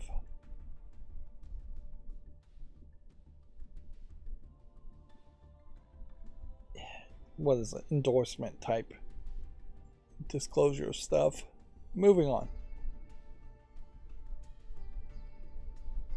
It's very possible that with YouTube Shorts, I've been living in La La Land and being just really happy with the number of views I've been getting with Shorts lately. Although in the past couple of days, the number of views on some videos do feel like they're going down. I feel like I've put too many Shorts out. And there is a balance potentially between 3 and 4, and you really shouldn't cross 3 and 4 Shorts per day. And maybe it's just they need to come out at different times. But yeah, they have now added this YouTube Shorts metric that's in the Reach tab. It'll show the number of times a short was shown in the feed, viewers versus swiped away. So this inherently may mean that I will realize that even though my shorts are getting a lot of views, people are swiping away fairly quickly or just swiping down past them. So yeah, my happy-go-lucky positive attitude around shorts that I've developed in the past month or so may go straight down the toilet when I realize, oh, actually, for every 100 views I'm getting, there's 10,000 people that are swiping away. Now, arguably, I don't know what I really could change. I'm going to full minute length on shorts. Maybe I should cut that down, but I don't really see a reason to do that. I really don't see a reason to do much of anything there. As far as yeah, I could potentially go down to 30 seconds, but then that would be 30 less seconds of the trailers playing on the shorts. I am still giving some thought around the idea of trying to get the text out and having like a text to speech app read the text out loud instead of playing the music. But that is something that is very much an alpha thought that would need a lot more polish and a lot more programming to even begin to start to work. The National Video Game Museum is doing a 20 tickets to the advanced screening of Dungeons & Dragons Honor Among Thieves on 3/16, 7 p.m. at the Alamo Draft House in Lakeland Heights in Dallas, Texas. I guess Lakeland Heights is a neighborhood in Dallas, Texas. Which I guess gives the National Video Game Museum something to say on their Twitter feed, because they really don't post too much. Honestly, for their Twitter feed, there should be like a pinned hours on their Twitter feed at the beginning on top of the promotional video. And then there should be some updates as far as we're closing early, the road conditions are dangerous, things like that. They might change whether they're open or not. There should be general promotion overall of themselves. There should be more history. They do sometimes show off some things, but they really don't have as much tweets and posts. I wouldn't be surprised if they just don't have a dedicated person, social media person, and yeah, they're just more interested in making a museum and keeping the museum running, which is definitely the better goal to have. I do still kind of question how big the National Video Game Museum really is versus how big it potentially could be. Could be as big as something like the Smithsonian if you get enough collections and enough stuff to show and just enough square footage. Almost certainly, I think the National Video Game Museum in Frisco, Texas is gonna at some point have a second generation of their museum where they build a giant facility and just expand like crazy as far as square footage. The Texas Pinball Festival, that's either happening this weekend or next weekend, also is going to have shuttles because it is also in Frisco, Texas, to the National Video Game Museum. So it is very doable to potentially play a bunch of pinball at the Texas Pinball Festival, take a shuttle, see the National Video Game Museum, come back to the Pinball Festival, do some more pinball, or vice versa.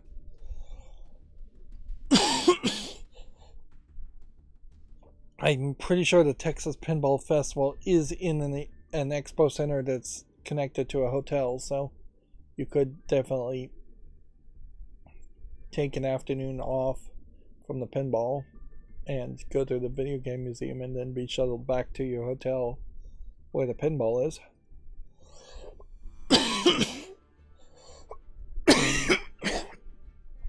Now, see, this is bad. I've run out of water and I've worn out my voice rambling. We really haven't even started to cover the news.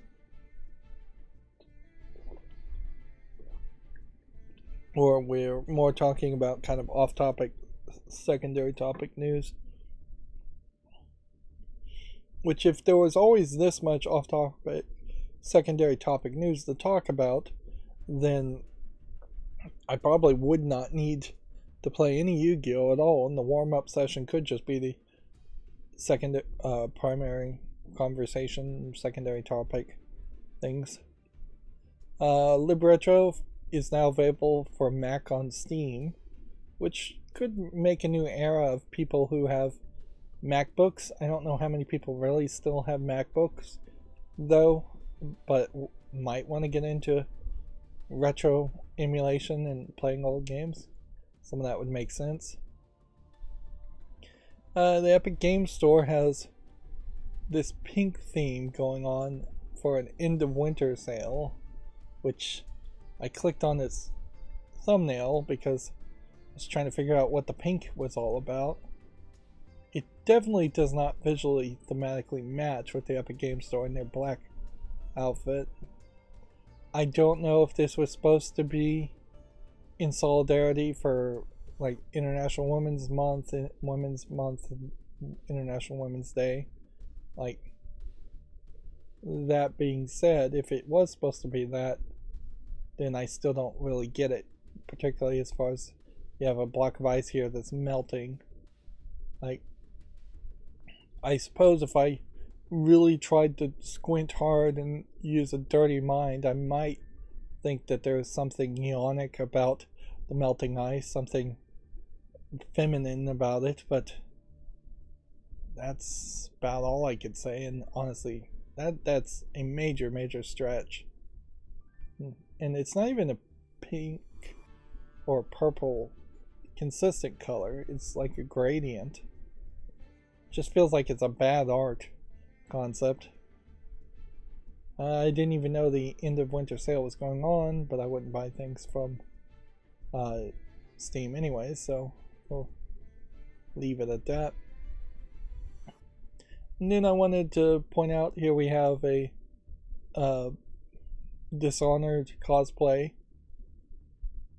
here. There was another cosplayer that was basically naked and saying they were in a 2B costume from Nier Automata, but honestly they weren't in a costume at all, so I really couldn't call it cosplay or have anything to do with 2B.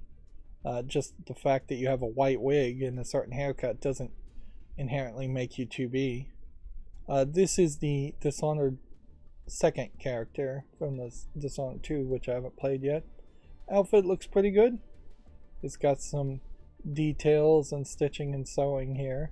but then you often run into this issue where you have Photoshop effects showing off magical abilities. Arguably, I would like to have seen the tails of this coat and see where the slacks go to more. Dishonored was potentially one of the last games that felt a real need to justify heads-up displays, so they have this man in the iron mask type concept, which they didn't even really explain that well enough, in which you have this metal mask for a heads-up display. Again, you can see some details here. Fake tattoos is iconic to the game too.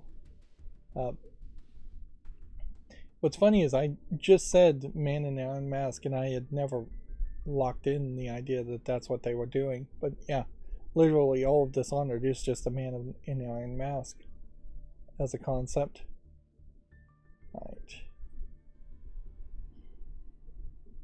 so now let's start going through the actual news. We had already talked about some of these articles as far as Video Games Chronicles. There was an update aspect around this Bleak Faith allegation of using stolen arts. They said basically they can't confirm that whether or not the copyright was valid for the animation package that they had purchased. Let's see. In a statement, the studio said it had received the following message from the escalation team at Epic. Pursuant to the marketplace distribution agreement, each marketplace seller represents and warrants to Epic that they have the appropriate rights to upload their content. As with any store that hosts third-party content, however, Epic is not in a position to independently verify such rights, and Epic makes no such guarantee to purchasers of the content. So Epic's washing their hands of it, basically. And saying, yeah, it might be stolen art, it might not, we don't care, and we're not going to verify it one way or the other. Which definitely makes an argument on being extremely careful about buying anything from the Epic Games Store as far as art assets or even animation moves, which is what they were buying here. Although I still would argue that the animation moves may not be copyrightable in the first place. But yeah, if you're making a game, you basically have to hire somebody as a contractor or as an employee to make brand new content for almost everything, or you're running the risk of it being stolen art. And this has happened up and down the entirety of the gaming world, and that there's been stolen 3D models in Resident Evil 4 from decades ago, and I'm sure there was a lot more stolen that nobody ever caught or found out about it. As you get older, 8-bit pixel graphics in like Super Mario Brothers obviously were custom made, so there's no real risk of art being stolen there. But as the internet came about and it became easier and easier for people to rip content from games and resell it, it's going to happen more and more. And that is definitely something that the Epic Games Store, the Epic Asset Store, really needs to tackle and handle. Same is true for like Steam. It's not realistic for Steam to allow as many Steam Direct games as it has to be listed without doing a slightly better job of verifying whether the content in those Steam Direct listings are stolen or not, because there definitely are some garbage games that have stolen art in Steam. I know for a fact we saw at least one, and I flagged one game and never got any response back to that, and that game seemed to stay up on the storefront. And I contacted Destiny Child Shift Up, the company that makes Destiny Child, and I told them that their art had been stolen, and nothing seemed to come from that either. Nintendo thinks Zelda Tears of the Kingdom will justify a $70 price tag, which is basically all they could possibly say, and it's pretty obvious all that Nintendo would say. The second they put out that $70 price tag announcements, they knew they were going to get pushback, and they knew they were going to dig their heels into the ground. Nintendo, perhaps the biggest company that can't be boycotted or bullied because they have just a ton of cash, or at least allegedly they have a ton of cash that they are sitting on, and they have Nintendo fanboys and kids that will buy the game no matter what. The only thing that would potentially change Nintendo's mind here is an actual successful boycott, which is questionable whether that would actually happen at all. The Pokemon Company was trying to hire someone with deep knowledge of NFTs and the metaverse. Notably, this job listing wanted like 12 years of experience in NFTs, which Web3 NFTs have not even been around for 12 years. But it definitely seems like they are looking to do some really shady NFT type game around Pokemon and try and get as much money as possible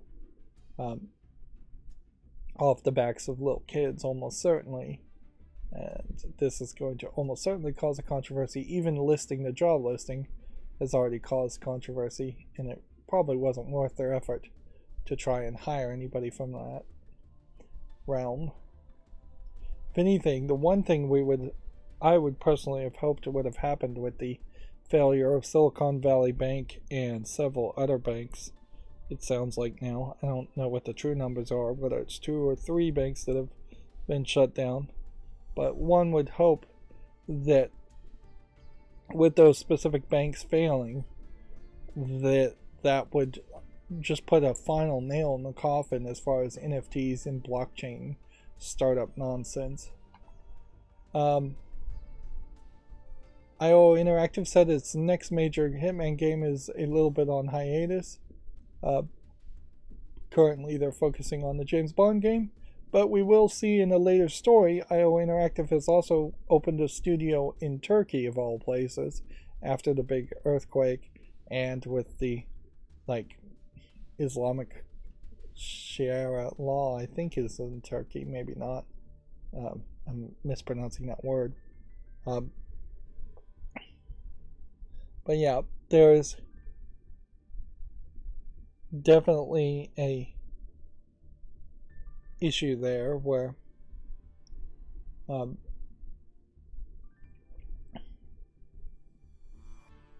there's definitely an issue where the idea of making a James Bond game in Turkey means a whole new team is going to be doing significant amounts of programming in Turkey under the brand name IO Interactive, and so it's probably not going to be that good of a development, at least that portion of it. And it probably just highlights that IO Interactive is not really in a position to be making a Bond game in the first place. They're just not. They're too specialized around Hitman games, in my opinion. And while the Hitman games have been kind of amazing and great, I do feel like they are missing something that you would normally expect from a video game, whether it's RPG elements or just better story or just more diversity in the types of gameplay mechanics that are in your average video game.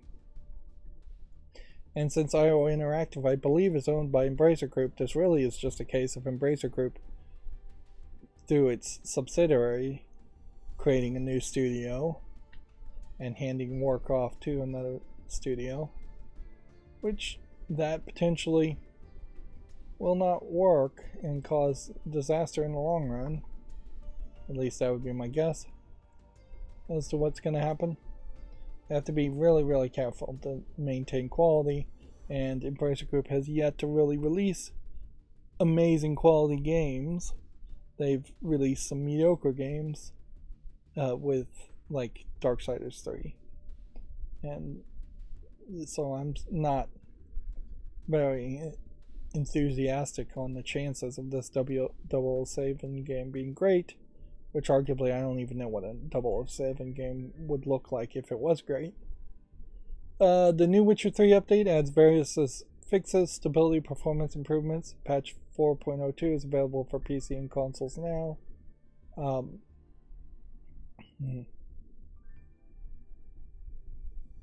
Let's see if what is listed here, though, as far as the mod that was not supposed to be included, whether that was removed.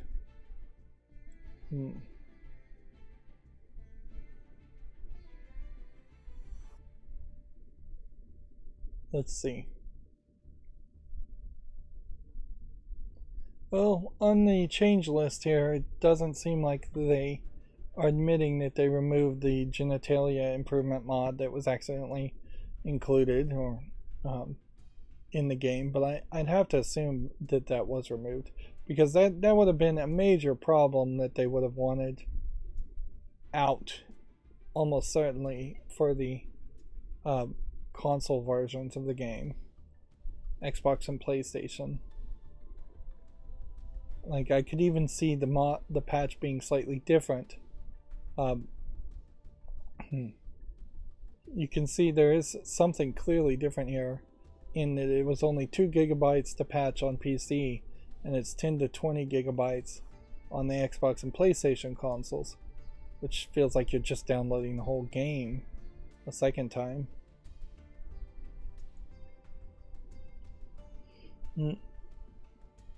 It's weird that you're getting Witcher 3 updates at this point, because it feels like there was years that went by in which Witcher 3 did not get any updates, and I guess they're just trying to update the graphics for improved performance and improved visuals for next generation consoles.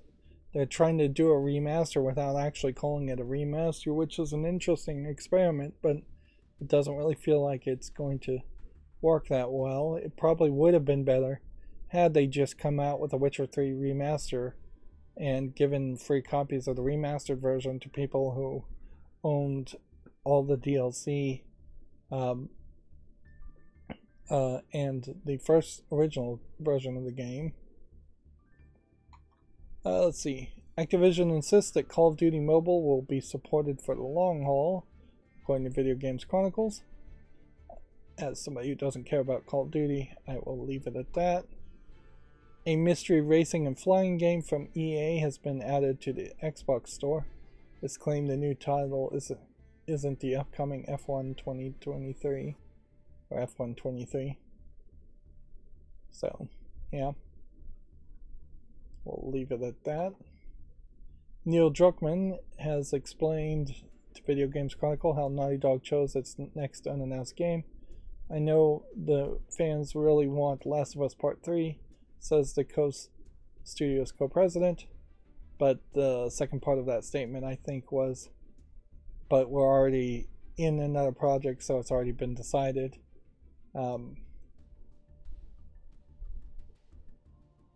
Which pretty much means that what they're working on is not Last of Us Part 3, unless he's just being incredibly negative in his comments for no good reason. I don't really think I even want a Last of Us Part 3, because if it's good, then I have to play Last of Us Part 2, or the odds of me playing Last of Us Part 2 increases. They've also talked about at some point they're going to make a prequel. With the success of the TV show, I think there will probably be a Part 3 or a spin-off sequel game. But yeah, I'm not sure if I really care what Naughty Dog makes next. The only thing I could potentially say is I would like to see the Uncharted games on PC, but we already know they're not going to make Uncharted games too. So I'm not sure I'm enthusiastic about anything that Naughty Dog has to potentially offer. because I really didn't like, from the outside looking in, it doesn't look as fun to play Last of Us Part 2 as it did Part 1. It doesn't look as fun to play Uncharted with the 2 female lead characters, the spin-off game there, versus Uncharted with Nathan Drake as a series. And I don't know what else Naughty Dog has even made.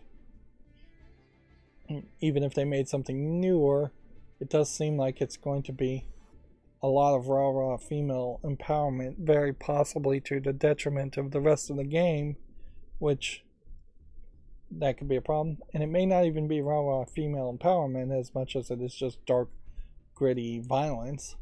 That's a little too far for my tastes. Let's see. The Last of Us season finale broke its own viewership record despite competing with the Oscars.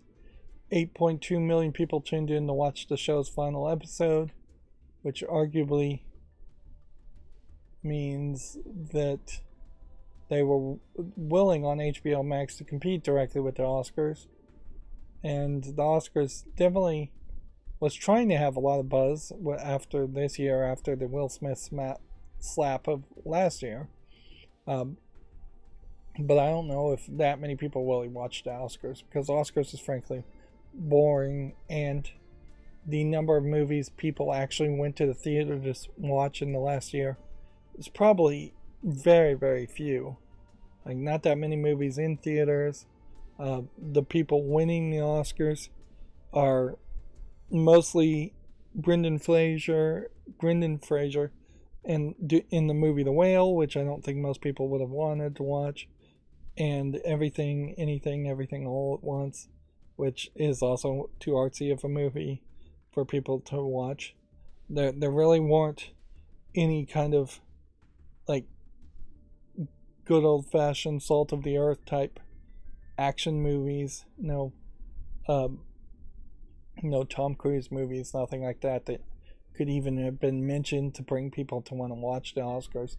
It all was very high art, and yeah, that's just going to increasingly have decreased the interest in the Oscars.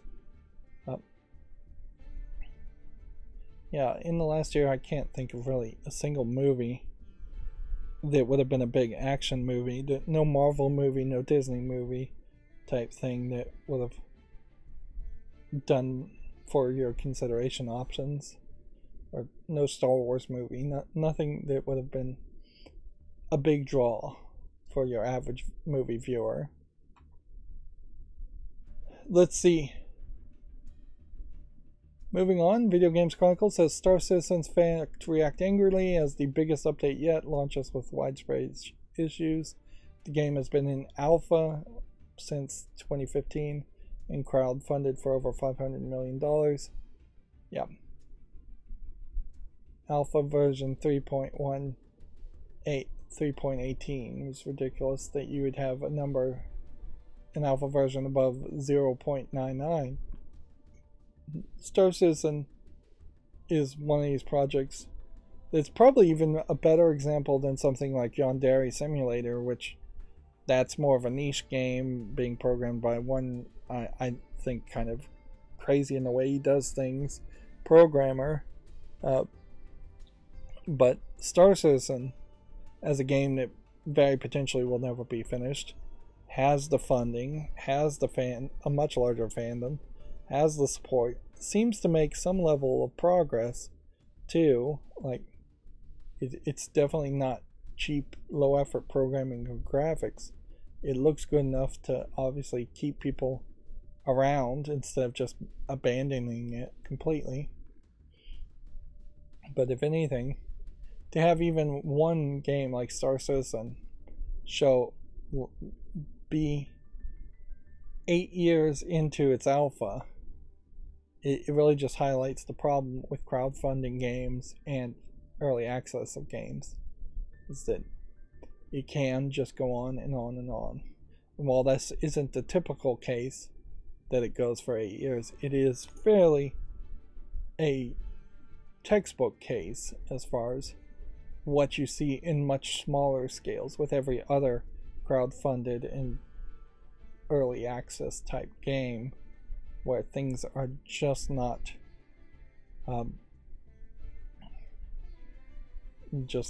like ever visible. What am I trying to say here? I'm losing my train of thought. It's been one of those days. My insomnia is still not great, and so I'm sleeping, waking up, sleeping, and not doing the best thing here. Yep. I guess I'll just boil it down to crowdfunding bad, early access bad. That's what I'm trying to point out here. There's no plans for Diablo 4 to be on Game Pass, says the series lead. The proposed acquisition of Activision Blizzard could see its addition in the future. I think that's pretty obvious. If you were to put Diablo 4 as a game as a service experience on Game Pass, then it would become this kind of unique exclusion in which you would need to have Game Pass to continue to play it. And I think they probably can just make more money selling it separately. Plus, I suspect Diablo 4 will come out before the merger would be completed anyways, and those decisions have probably just been made. What would be more of an interesting twist is if the Activision Blizzard merger happened and then something like Diablo 3 was given out on Game Pass. And then you had like direct competition against yourself, and I don't know why you would cannibalize your sales like that, but it's a possibility. Eventually, you will almost certainly see all the Activision Blizzard games come to Xbox on some other way, Game Pass or Xbox on Windows. And yeah, at that point, that probably will be a great point to play Diablo 1, Diablo 2, and Diablo 3 all in quick succession, which would take an incredible long amount of time, then play Diablo 4. I would probably want to space that out so that like 1 year you get Diablo 1, then maybe 6 months later you get Diablo 2, and then maybe 6 months later you get Diablo 3, and then 6 months later you get Diablo 4 on Game Pass. So that would be 2 years after the launch of Diablo 4 in its own separate sales way. Yeah, that would be the minimum amount of time I would want to see it happen, because you could easily play any Diablo game for at least 6 months off and on. Let's see, moving on, a prequel to Last of Us was planned at one point, which clearly Video Games Chronicles is getting a lot of clicks based around Last of Us. This character's hands, I know they're further back, but they seem fairly small compared to her head, because she's like holding her hand right next to her neck and face. Yep, animators, 3D modelers, not really getting the size quite right. If anything, maybe her hands should be a little bit bigger too. Inherently, in playing a video game, though, you're usually just looking at the back of the heads of characters and not their hands very often. Or if you are looking at their hands, you're doing it from a first-person perspective, so you really don't get that anatomical comparison. But yeah, that definitely seems off scale. They really just want to talk about Last of Us nonstop. The System Shock remake has been delayed until May. It's still unknown when the console versions of the game will release. This is the remake, not the remaster, which maybe the remaster is already out and I've just forgotten that, or maybe the remaster is still in development. This whole announcement and release of System Shock having both a remake and a remaster by two different companies seemed very much fraught with just poor planning in the first place. If anything, I think you probably would have wanted to make a remaster first and then secretly make a remake while the remaster is being released, and then at the end of the remaster say a remake is in development, and do like a surprise announcement at the end of the remaster as like a end credits teaser trailer. That would have been an amazing way to announce it, instead of announcing both and then having both be, I think both were delayed at some point and multiple times probably at this point. Moving on, Square Enix shows off its trailer for a Symbiogenesis NFT game, says it will have 10,000 characters. The publisher claims that the collectible artwork will meet real-world game utility. Which, okay.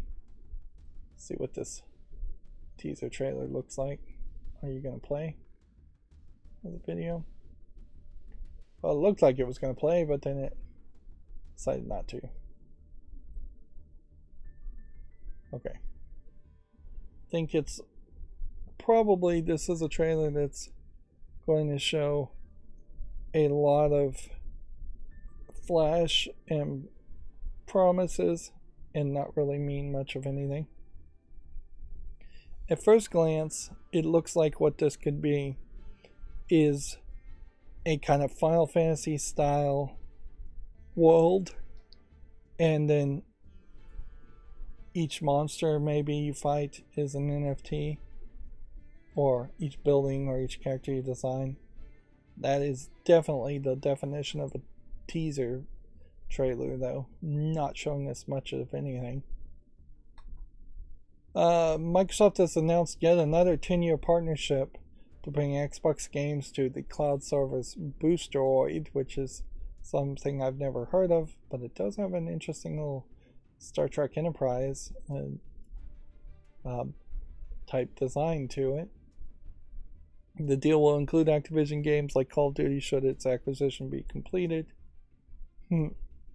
All these 10-year contracts are starting to make me a little paranoid that this is Major Nelson about to retire and saying that I've made all these 10-year deals and thus I've just solidified the future of Xbox, and now it is on a good path and kind of a set in stone path for the next 10 years as far as what Xbox will be. Although I still wouldn't be surprised if Major Nelson gets promoted to being the CEO of Microsoft in total instead of potentially retiring. I'm not even sure who's in charge of Microsoft at the moment. I don't think it's Steve Ballmer still. It's probably somebody I wouldn't even recognize the name of. Of course, Larry Herb is Major Nelson's real name, and I only remember that half the time. Let's see. Moving on, Hyperlight Breakers first gameplay trailer confirms early access delay. Players will be able to get their hands on Hyperlight Drifters follow-up this fall in autumn. Okay, Hyperlight Breakers, I guess, is a sequel to Hyperlight Drifters, not a surfboarding more now. Gearbox Publishing. Did they publish the first game? At this point, it's fairly surprising to see Gearbox publishing anything.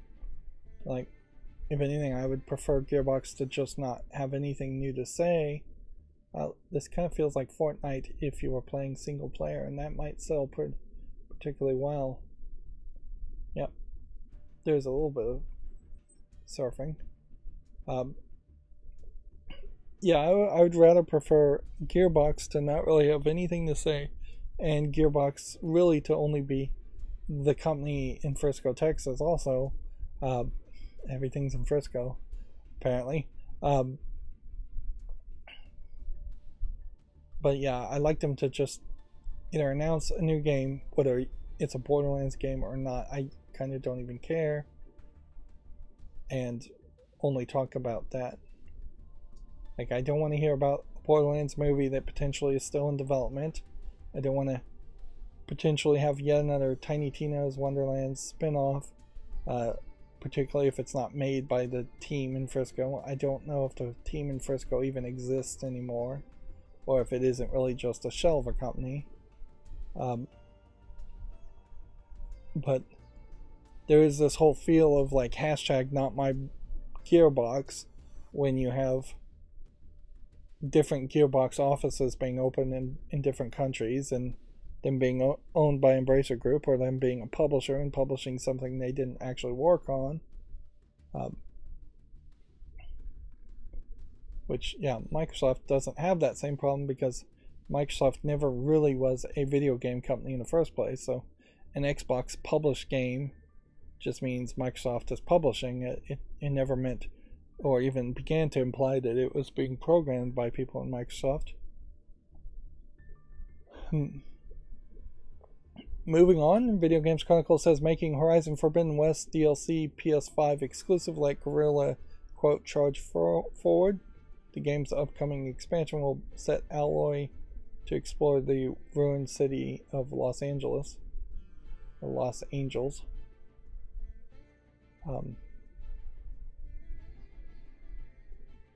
Which, okay, so they've just abandoned the PlayStation 4.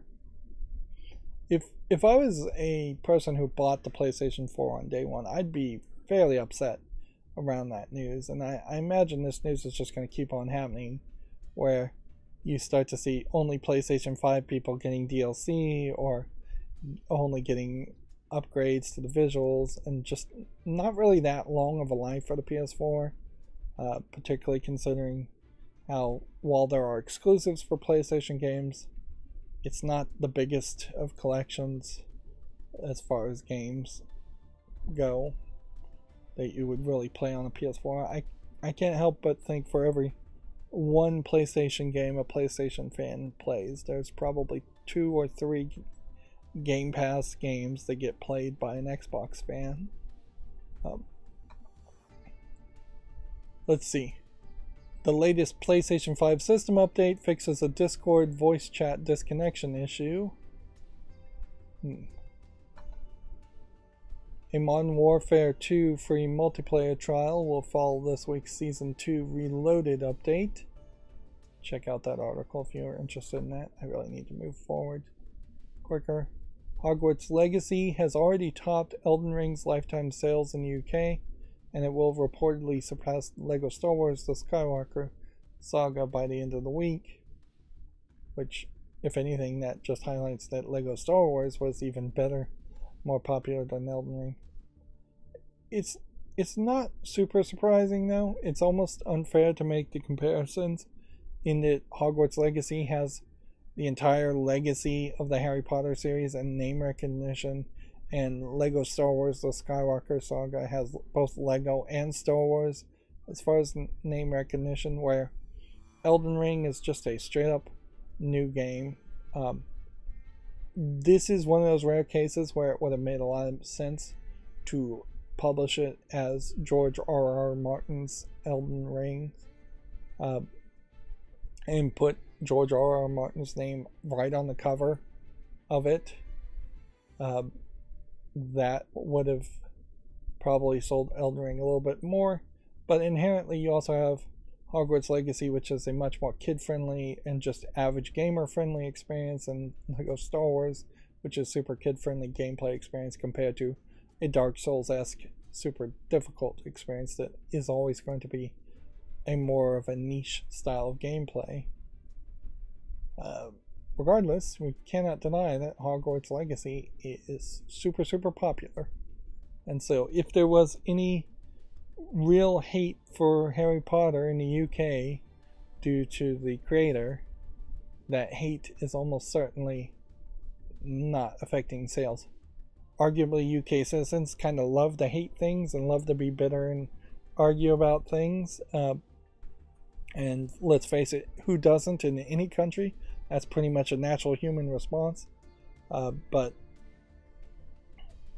yeah, these controversies are not stopping sales by any means.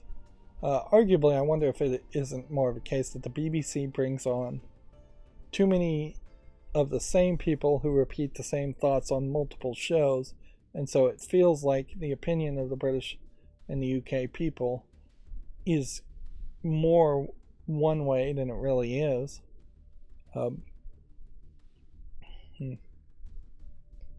Like, The Last Leg is probably a great example of that. Is BBC, I think it's BBC, has The Last Leg. It could be on Dave, but whatever. But because of BBC rules, they try to bring in a lot of people with disabilities, and so you have several comedians, like blind people. The main hosts on The Last Leg are missing legs, missing fingers, like really disfigured situations, and so there's just more disfigured / not pretty people, not Hollywood looking people that show up on BBC and things like The Last Leg, but then those same comedians show up on other BBC shows, so it gives off this almost impression that 40% of all UK citizens are disfigured or disabled in some way.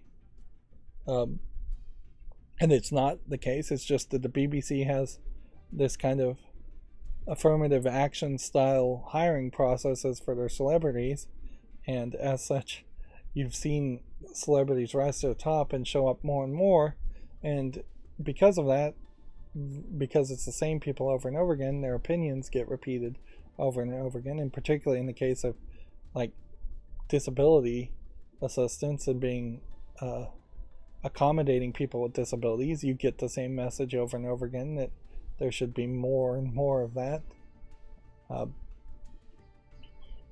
Whereas you don't have so many Fox News type people that would say in the UK there's too many entitlement programs and that the healthcare should be privatized, and that there's too much disability assistance already in the UK, whereas in the United States you would get people that would argue the exact opposite, whether they mean it or not. I think I'm rambling at this point. Let's move on. But yeah. A game called Martial Law, a character named Martial Law, stars in the latest Tekken 8 gameplay trailer. Interesting. I guess he might be something like a Jude Law type clone. Although, I'm not sure if he doesn't look a little bit more like Bruce Lee than Jude Law. But whatever. Last of Us Season 1 is released on 4K UHD, Blu-ray, and DVD this summer. I definitely would not recommend buying this until it is a finished series, because this could end very badly or just get canceled.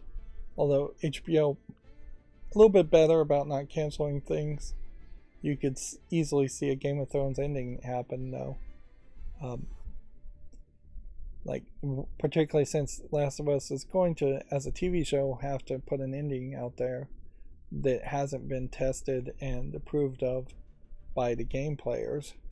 So it could very much be a last season Game of Thrones situation. The UK Steelbook is £50, UK 8 Ultra HD is £40. Seems like decent prices, although in modern times, 2023, maybe DVDs, even brand new, should be only like $20 US at most. I also question heavily why you would even make a Blu-ray when I think a 4K UHD was designed specifically so that it always would be backward compatible in Blu-ray players. So yeah, that doesn't really make a lot of sense. Now, Blu-rays are not compatible in DVD players, backward compatibility, but unless I'm totally wrong about this, my understanding as far as Blu-rays is that you would have 2 to 4 layers that you are scanning potentially at the same time. while the disc is spinning on a Blu-ray. And then Ultra HD 4K, I imagine, added the number of layers. So the extra layers would just be extra visual data, as it were. That would actually make a lot of sense too, because can I really explain this? Let's say that a DVD was black and white and it had a layer that was either binary 1 or 0. 1 would be a black pixel, 0 would be a white pixel. Then the Blu-ray version would add a second layer that would go into color, and then, well, maybe you wouldn't go just a second layer, maybe you'd go 3 more layers. That would make more sense too, where then the 1 and the 0 would be black and white, and then the third layer would be red, green, or blue, whether a red pixel, a green pixel, or a blue pixel was to be turned on. And then you would add even more layers for more depth on the color. So instead of a pure red in that idea, where the third layer was just, is it a pure red value? You instead say, is it a half red pink value? Things like that. I imagine there's a much more complicated, better way it actually works, but the general idea, I think, does stand. That's exactly what they did with like Game Boy Color games, is that there was more data that could be accessed by a Game Boy Color for a Game Boy Color game, and if you put in a regular black and white Game Boy game, it just was able to have that backwards compatibility. But yeah, I don't see a reason why you would make a Blu-ray version of any game or any movie at this point. 4K Ultra HD all the way. I do want to buy a 4K Ultra HD video player at some point. That would be nice. Although I am also considering severely, as my nieces and nephews are getting older, that they're probably hitting a point now where it wouldn't make sense for me to just start to give them some of the kid-friendly, like, anime Ghibli movies I have. The Ghibli movies in particular would make a lot of sense.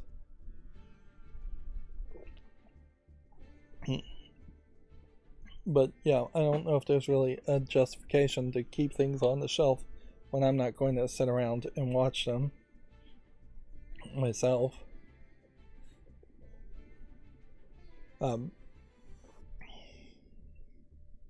Although there is still a little bit of an argument to keeping DVDs. The Sam and Max comic books, for instance, are non-print. And there was a Sam and Max animated series that's non-print. And so I was looking at that on Amazon.com. And you'd think that comic books would always be somewhat in print, or you could get them used at least fairly cheaply. No. Like, to get anything Sam and Max, they're asking on Amazon, and they're probably just running a ripoff there. They're asking for like $1,000 for the completed works of the books. No way you really would pay $1,000 for that. They're asking for like $250 for a single season animated DVD, just because it's out of print. And I'm like, yeah, nobody's really gonna pay that much. But that does highlight the problem still even today, is that DVDs, Blu-rays, things like that for anime in particular, kind of hard to get if they're out of print, kind of expensive. Naruto Shippuden and Naruto Boruto, I looked those up on justwatch.com app. Neither one of those are available to stream in the United States, which does create a weird situation now where if I continue to watch the Naruto movies that are on Netflix, I am just assuming that I'm not going to be able to follow along as well as far as the whole story goes, because I'm just skipping the Shippuden arc, which is, when I looked it up, seems to be the closer to the more canonical arc. Basically, what I saw when I looked it up is that maybe the first 100 episodes of Naruto, the original Naruto show, is supposed to be canon, and then you're supposed to watch the first Naruto movie, and then none of the movies are supposed to be really canon anyways, and then it's just filler arcs and filler movies straight into Shippuden. And arguably, even if you do watch Shippuden, I'm not sure how much of that really matters, because then you're just getting the Boruto anyways, and just starting all over again. Moving on, I talked about this. IO Interactive has opened a new studio in Turkey. IO Istanbul will work on Project Istanbul, will work on Project 007, Project Fantasy, and Hitman, the developer says. So it's a new studio that's supposedly supposed to have programmers come in and program big projects, and I just don't know how that really is going to happen. It definitely, to me, seems like that's not really going to work.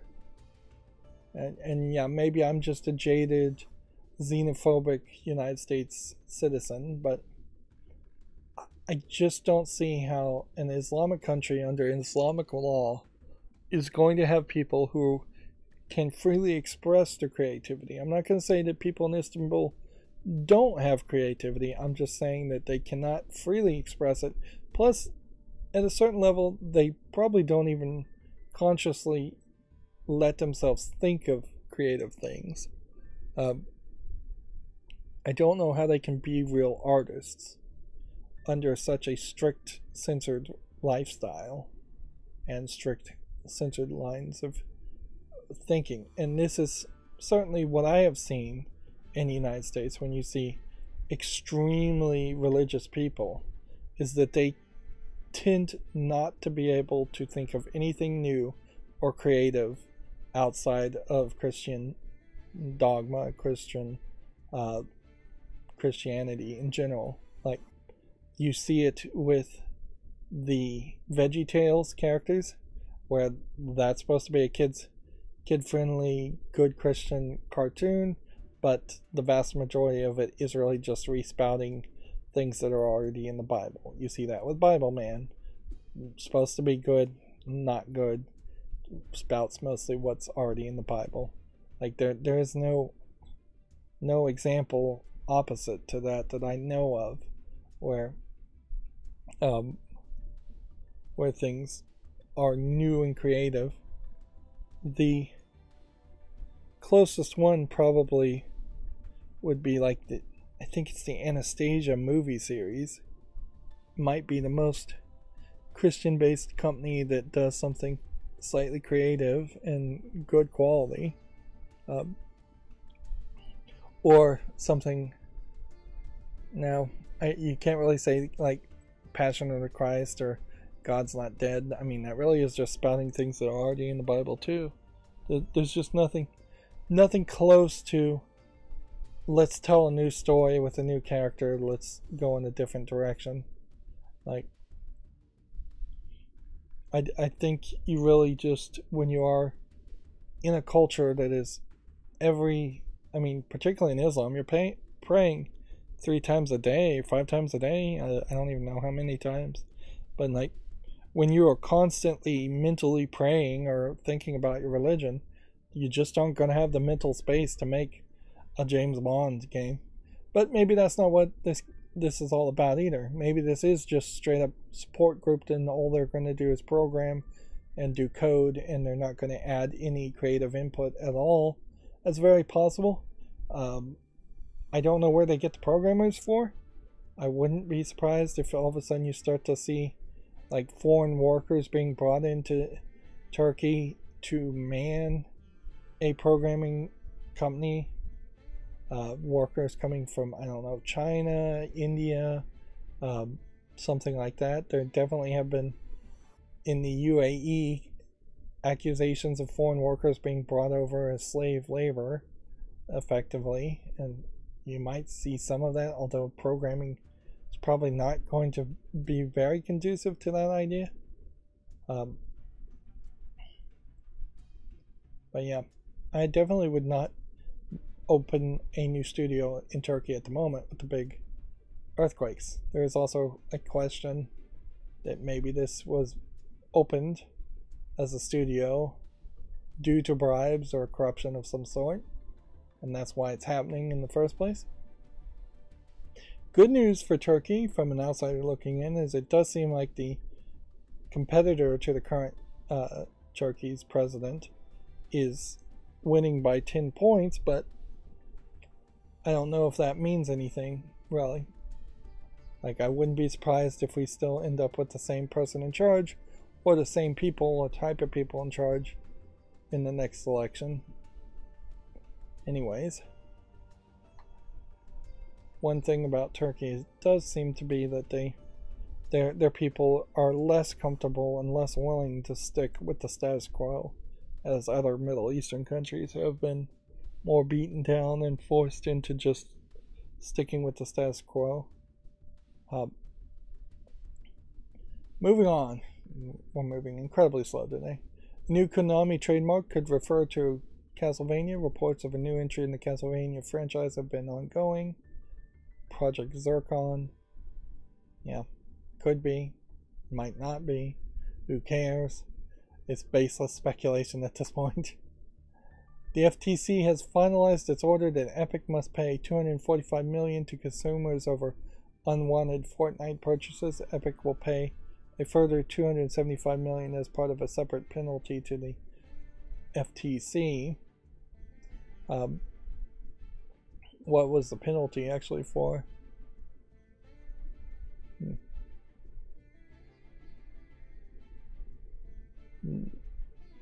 There were claims that the company used dark patterns to trick players into making unwanted purchases and let children rack up unauthorized charges without parental involvement.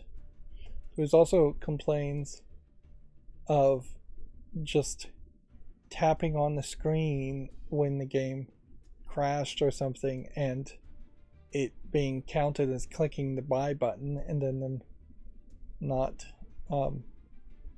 refunding any of that. Let's see. Players incurring unwanted charges based on the press of a single button, for example, by attempting to wake the game from sleeping mode while the game was in a loading screen, by pressing an adjacent button while attempting to preview an item. So they really were just, if you click anywhere on the screen, they were considering that a purchase. And that's the last thing Epic really needs, that is just bad press. But that's all they're getting, probably because of their bad decision making and bad leadership. And yeah, if you see this kind of bad decision making and bad leadership in Fortnite from Epic, then why would you want to do business with them using the Unreal Engine, even if it is the best engine, or the Epic Games Store to list your game, even if it was an actual good experience, a better experience?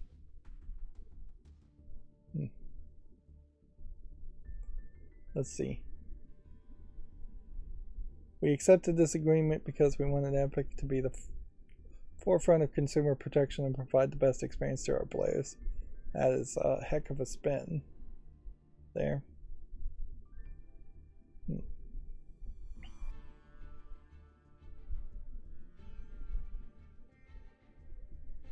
Let's see. Epic is also paying $275 million as part of a separate penalty for allegations that the company violated the COPPA, Child Online Privacy Protection Act rule, which in one of that is certainly not storing information of children under a certain age at all, or having to get parental consent to store information on teenage children and older children. Let's see. Microsoft has announced yet another 10-year deal with the firm behind Switch Cloud games. Let's see, which company in this are they talking about? Ubitus, the company which powers many of the cloud games available on Nintendo Switch, such as Guardians of the Galaxy, Hitman 3, Control, and Resident Evil Village. Yep. Microsoft is just handing out 10-year deals left and right, which, these 10-year deals must not hold that much weight to them, would be my guess. It would be a huge risk if all of a sudden these 10-year deals were being holding Microsoft to agreements they didn't or couldn't maintain. Moving on, Gamescom claims company registrations are up 10% year over year, promises major companies return. Attendees can look forward to one or the other major companies that was not present last year, which, if anything, this just implies that Microsoft, Sony, or Nintendo is going to the German Gamescom, which there is a slightly different argument towards having a presence at Gamescom, because then you're in Germany and you're getting the European audience.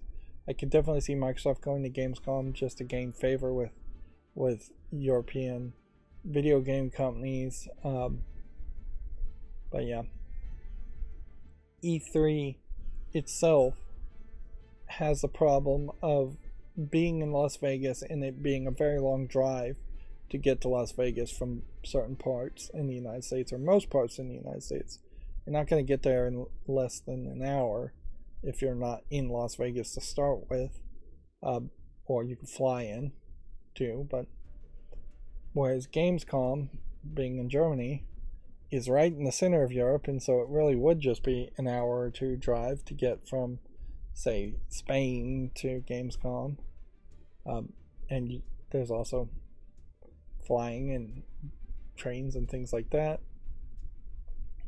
So you get a higher density of actual gamers going to Gamescom than you would E3, from when you compare it to the square footage or the different numbers of countries you're covering, I bet. Let's see. A Valve says that making the OLED Steam Deck would make more work than people assume. The company understands the limitations of the current screen. I thought there was an OLED version already. This is what a key Valve developer has said. Pierre-Louis Graftias. Which honestly, anytime anybody at Valve talks, I just assume that they're lying as much as they're telling the truth here. So now I guess what it is they're all LCD screens, but there's just a better glass on the front of the higher quality LCD screens. Let's see. I don't know what they think would be that much difficult. Just color balancing and having different color profiles for an OLED. Like, it really would just be a little text file that says, here's the color gamut, here's the color balance for this monitor. Yes, an OLED would look different than the other versions of this to the LCD screens, but that would be the point.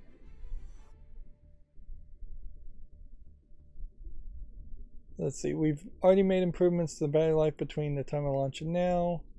We've made it possible to play refresh rates at 40 Hz while we're working to give users more control over how long their battery lasts. So that they're more focused, or this guy is more focused on lower refresh rates at 40 Hz, which is pretty low for battery savings.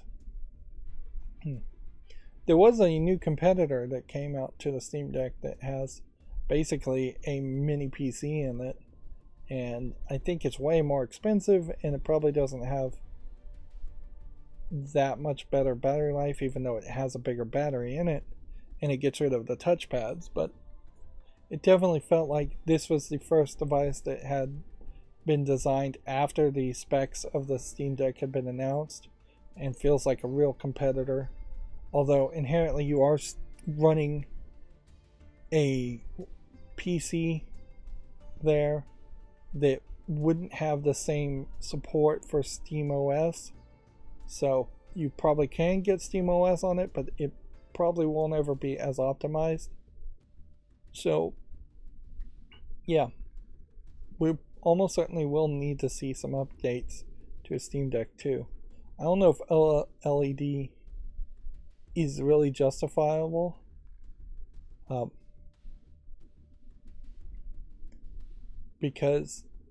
it definitely would be a major improvement, frankly, if they did go to OLED screens.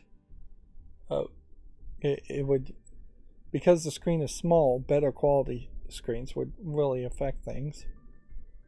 I guess it's an interesting question whether we'll see an OLED by default switch to. Probably. Yeah. So I think this guy is trying to buy himself some time. He says, in reality, the screen's at the core of the device. Everything is anchored to it. Basically, everything is architectured around everything when you're talking about the device that small. Yep. Honestly, it just feels like he's making excuses, though. Internally, the Steam Deck definitely does need more. A complete redesign anyways. So, like, all the circuitry and everything in it needs to be designed, and they need to bring in a maker of some sort, someone who has worked and designed in as far as internal components to optimize how things are built. I kind of wish what would happen is you could take off these handle grips here, and that there would be a battery slot there and there, so that the extra battery weight would be here and here. And I wouldn't mind if they got rid of the touchpads completely, or if there was some way to swap out the touchpad with the thumbsticks so they're actually in a more realistic spot. Or if there was just a touchpad directly on the analog sticks in the first place, and so swiping your finger on the top, it would go up and down, left and right on the mouse. But yeah, I definitely have to call BS. I think adding an OLED is a lot easier than he's trying to make it out for, and I think you will in the next year definitely see somebody put an OLED monitor into the Steam Deck and make their own modifications if they haven't done it already. Moving on, Ghostwire Tokyo is coming to Xbox Game Pass next month alongside new content, new enemies, new areas, and a new roguelike mode will be included in the update. Hopefully that makes Ghostwire Tokyo a little bit more interesting to play, because the main complaint I've heard about it is that it is just fairly repetitive in what you're doing. You're just kind of shooting the same ghost over and over again. Modern Warfare 2 and Warzone 2 Season 2 Reloaded patch notes have been released. You can check that out if you're interested on videogameschronicles.com. And that's the last Video Games Chronicles articles, but we've already been going 3 hours. Winning Post 10 demo launches March 16th in Japan, and according to Komatsu, Microids announced a Space Adventure Cobra game for consoles. Process of Elimination demo is now available in the West. This is what kind of game? Let's see. An adventure game, or is it a closer to a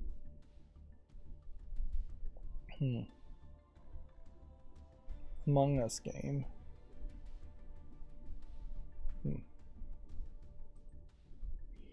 Visually, I just don't think there's enough of an experience here.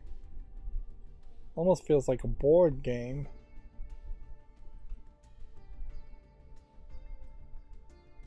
Even if this was an Among Us game, it doesn't seem like it looks particularly well.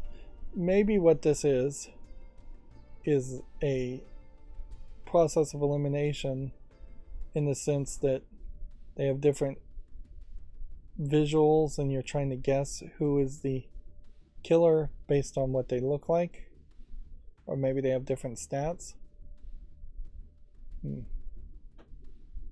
Yeah, otherwise I am just very confused. And this art style, clearly not the main gameplay art style. NCSoft has announced a real-time strategy game, Project G, for PC and mobile. Project G Encounter. That sounds like a very generic name. And yeah, doesn't look amazingly interesting either. Yeah, I'm in a real bad position now where I just need to rush through all of this. A mobile game called Sin Chronicle is going to end service on May 31st. Seems like we are increasingly seeing a first generation of mobile games losing service, particularly if those mobile games are being made by people like Sega that got late into mobile gaming or have other sources of income other than mobile gaming. Dragon Ball Xenoverse 2 DLC Hero of Justice Pack 2 and free update teaser trailer is available if you want to check that out on Gamatsu. I don't know what version of Cell that is. First-person survival horror game Shame Legacy has been announced for basically everything except for Switch. Shame Legacy is an interesting title, at least.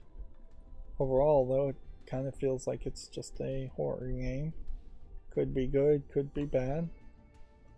The System Shock remake is delayed to May 30th for PC and then later for PS4, PS5, Xbox One, and Xbox Series.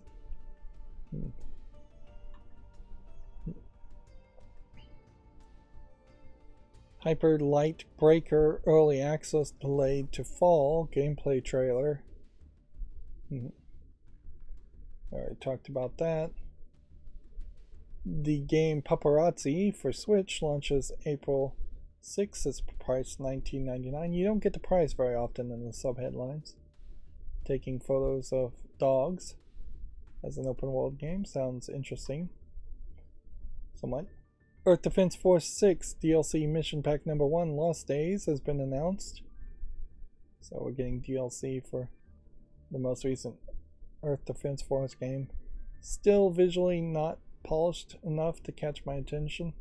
I really wish with the next Earth Defense Force they could somehow have the budget to really step it up as far as the idea of fighting giant insect monsters.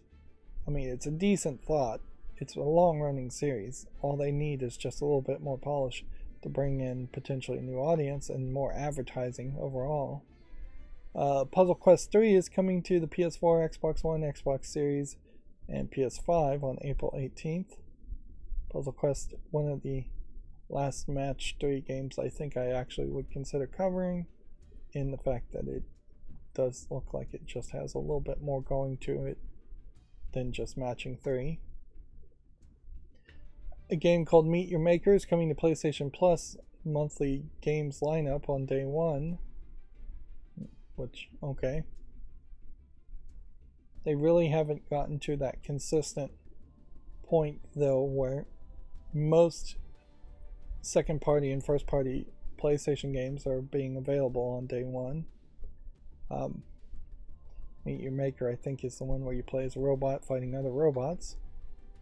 Tron Identity launches on April 11th. I have no idea why a Tron game is coming out at all for PC and Switch. I guess that gives you some excuse to continue the Tron series without making a Tron movie. And maybe that is a way forward as far as Disney to say, hey, you know what, we've got these series. We don't want to put money to make another Tron movie.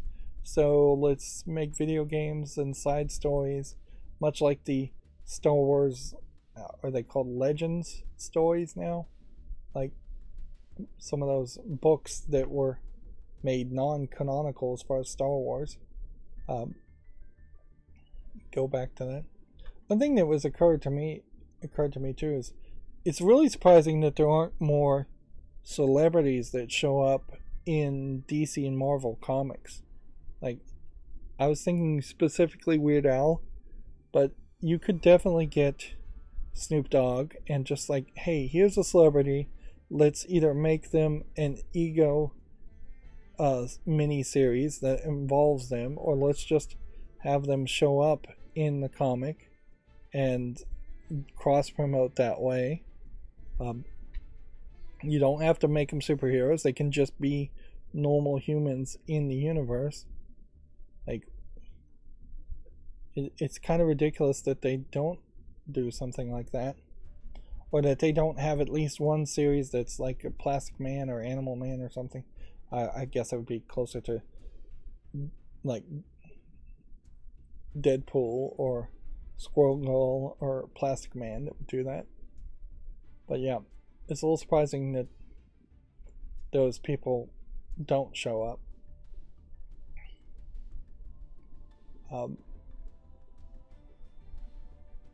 Okay, we already talked about Tekken 8 Martial Law gameplay trailer. Duck Upon Kingdom Connect launches May 9th in the West. Yeah, I wonder if I really have just hit a point where I need an adult, I need a teacher to just keep me on track and not ramble so much. Oh well, I mean, I'm not going to have that, so some streams will just go long. But it does really suck to fall so far behind. Maybe I should have specific timers. That would be the real solution there, is just have an alarm that says at a specific time, drop the subject, and move on to the next subject. It would have to be almost like an auto starting timer. But yeah, maybe there is a plugin for Firefox that would say when you're on a tab, start a timer, and when you're off that tab, stop the timer and restart it when you go back to it. That might work. Although then you would just have a clock somewhere counting for no good reason. Let's see, a game called Vernal Edge. Vernal has announced physical editions for the PS5, PS4, and Switch. Do we know what kind of game this is? Adventure action game. I don't want to watch the trailer, but you need to just to figure out what it is. Okay, it's a platforming dashing game with hack and slash elements. Doesn't look like it is inherently too difficult of a type of game, like a frustration platformer. It looks like it has some Metroidvania elements and spells and things like that. Okay, it looks interesting enough. I'd say the cover art is pretty bad here, but it's not really that different from what I imagine Bastion's cover art would be, and Bastion turned out to be a great game. And inherently, if you did try to imagine what Bastion's cover art would be if there was a physical edition that came out originally for Bastion, it probably wouldn't do justice to the actual gameplay and story. The game Citizen Sleeper is coming to the PS5 and PS4 on March 31st, and the episode Purge update launches March 30th, which, yeah, Citizen Sleeper is a tabletop cyberpunk game, which is already on my wish list, but apparently is getting an update March 30th, which means I'm going to leave it for another YouTube short if it's getting an update, because by the time I make a YouTube short around it, March 30th will have happened. Moving on, Toho Shinsekai,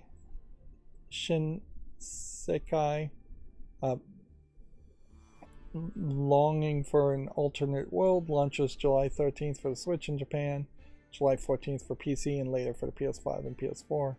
Noticeably not caring about Xbox. This is yet another Toho game, although this one seems to be more of an RPG game instead of a side-scrolling bullet hell shooter, even though it does seem to still have some of that. This might be a Toho game worth playing, if any Toho games are actually worth playing, which is always the big question. Like the whole Toho project concept, you need to look at behind it and try and figure out if there is actual fandom behind it and if there's actually a backstory behind it. A game called Cannon Dancer Osman for the PS4 and Switch launches April 13th in Japan. It is a side-scrolling platformer, and all they have is the giant collector's edition announcements, which this is a lot of the same artwork to be promoting. The Famitsu review scores for issue 1789 are out. Let's see what they got. Atelier Ryza given a 34 out of 40, so Atelier Ryza 3 maybe not as well not as well received as Atelier Ryza 2. It said the clear time is about 30 hours without side content, or 60 hours including everything, which arguably is fairly short for an Atelier series, which actually gives me some hope to potentially play the Atelier series, because I was thinking all the Atelier series would be closer to 200 hours to have a real experience. Bayonetta Origins, Cereza and the Lost Demon, given 32 out of 40, which is definitely above average, respectable price score.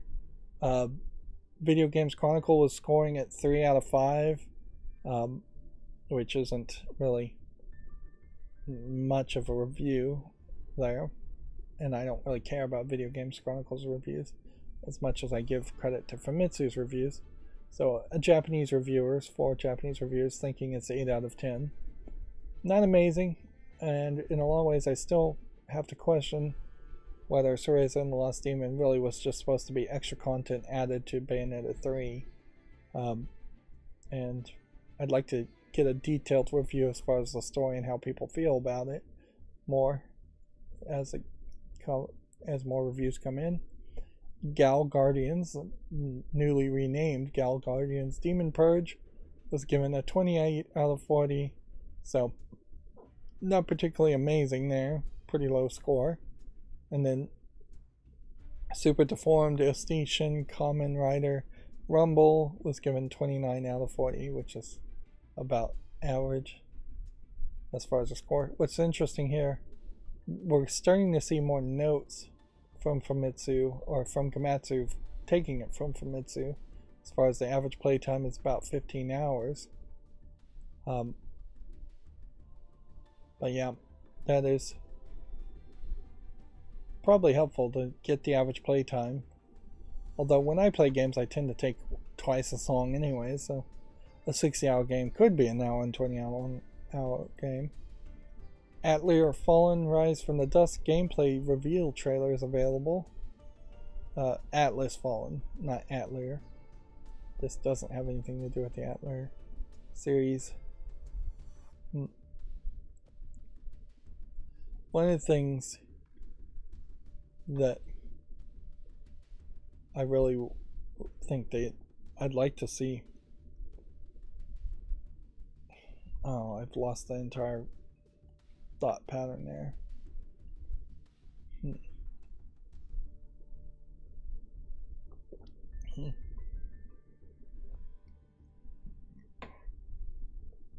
I guess what I was thinking is one of the things I'd really like to do is make a lot more content again, and I just don't know how I could do it. I just need more time and more energy, and just need to be faster at playing games. but I also don't want to start trying to speedrun games and play them at an unnatural pace.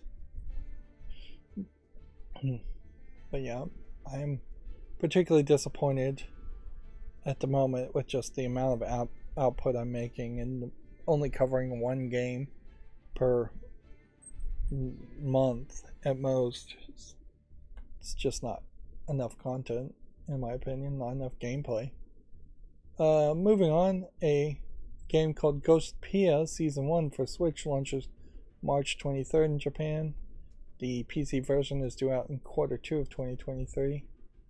Like, this is a fairly overly brightened, bloomed visual, so I'm having a real hard time trying to figure out what these characters actually look like. Seems like there's just a heavy visual art bloom to it and a unique art aesthetic. I don't know what you'd even call this animation style, really. It's a Japanese animator, definitely not going for the moe or kawaii art style. If anything, it seems like this is a highly polished attempt at aping some kind of Western art style, but I'm not sure what artist they're really even trying to copy here. There's like maybe one early Ghibli animation that might be somewhat like this art style.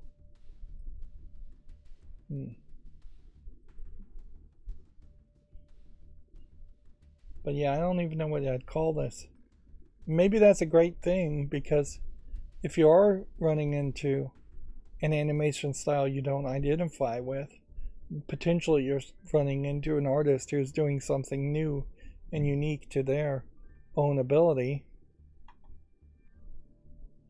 Moving on, Toho New World is coming to the West on July 13th for PC and Switch, later for the PS5 and PS4. I feel like that's the exact same game with just a different title. If it isn't the same game, it's definitely a game that looks very similar to what we already looked at. I'm fairly certain it's the same game. Infernax Deus or Die update launches April 5th. Extended gameplay released. Anytime a game gets an update, it really should get a YouTube short.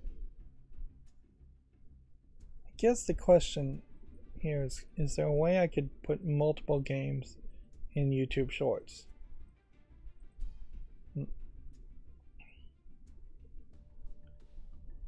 If anything, this shouldn't be on the follow list. This should be on the wish list.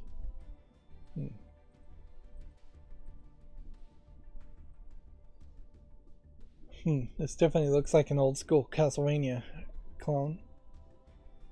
I could certainly slap all the YouTube shorts together and make one long video.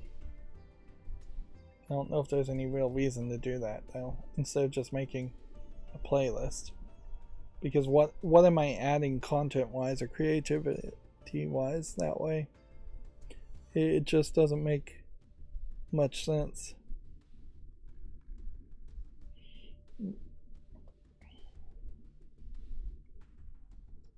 And frankly, that would just be making more content and flooding my Steam notifications my YouTube notifications even more. So I don't see a value in that. Moving on, Paladins is going to be published by Armored Game Studio and launches in 2024. This looks like a somewhat interesting looking game. It's a multiplayer co-op, it says. Kind of a Paper Mario looking RPG, possibly with some Mario Party elements. Maybe not. Maybe no Mario Party elements. A steampunk action-adventure game called Black Skylands launches this summer for basically everything. It's currently in early access for PC. Black Skylands. Let's see if we see anything particularly interesting here. It's a top-down twin-stick shooter, which at this point I probably need to make more YouTube shorts around top-down twin-stick shooters and give them more of a chance. But that's pretty much all I have to say. Roguelike action game Slime 3K Rise Against the Despot has been announced for the basically everything too. Stadia is dead. Amazon Lua might as well be dead. So PlayStations, Xboxes, and Switches and PCs is basically everything. This too, kind of a top-down twin-stick shooter looking game, which, yeah, competition does not seem to be in short supply. You're playing as this giant slime, which maybe is a funny twist. Ghostwire Tokyo coming on to Xbox Series on April 12th alongside the Spider's Thread update. We already pretty much talked about that. And then that's going to bring me to games that came out on Steam. Run a nuclear facility as a concept. I'll give it a chance. It's probably nothing. Exopod explodes. Almost certainly going to run into some adult games. Hey, is this support English? Give this a chance.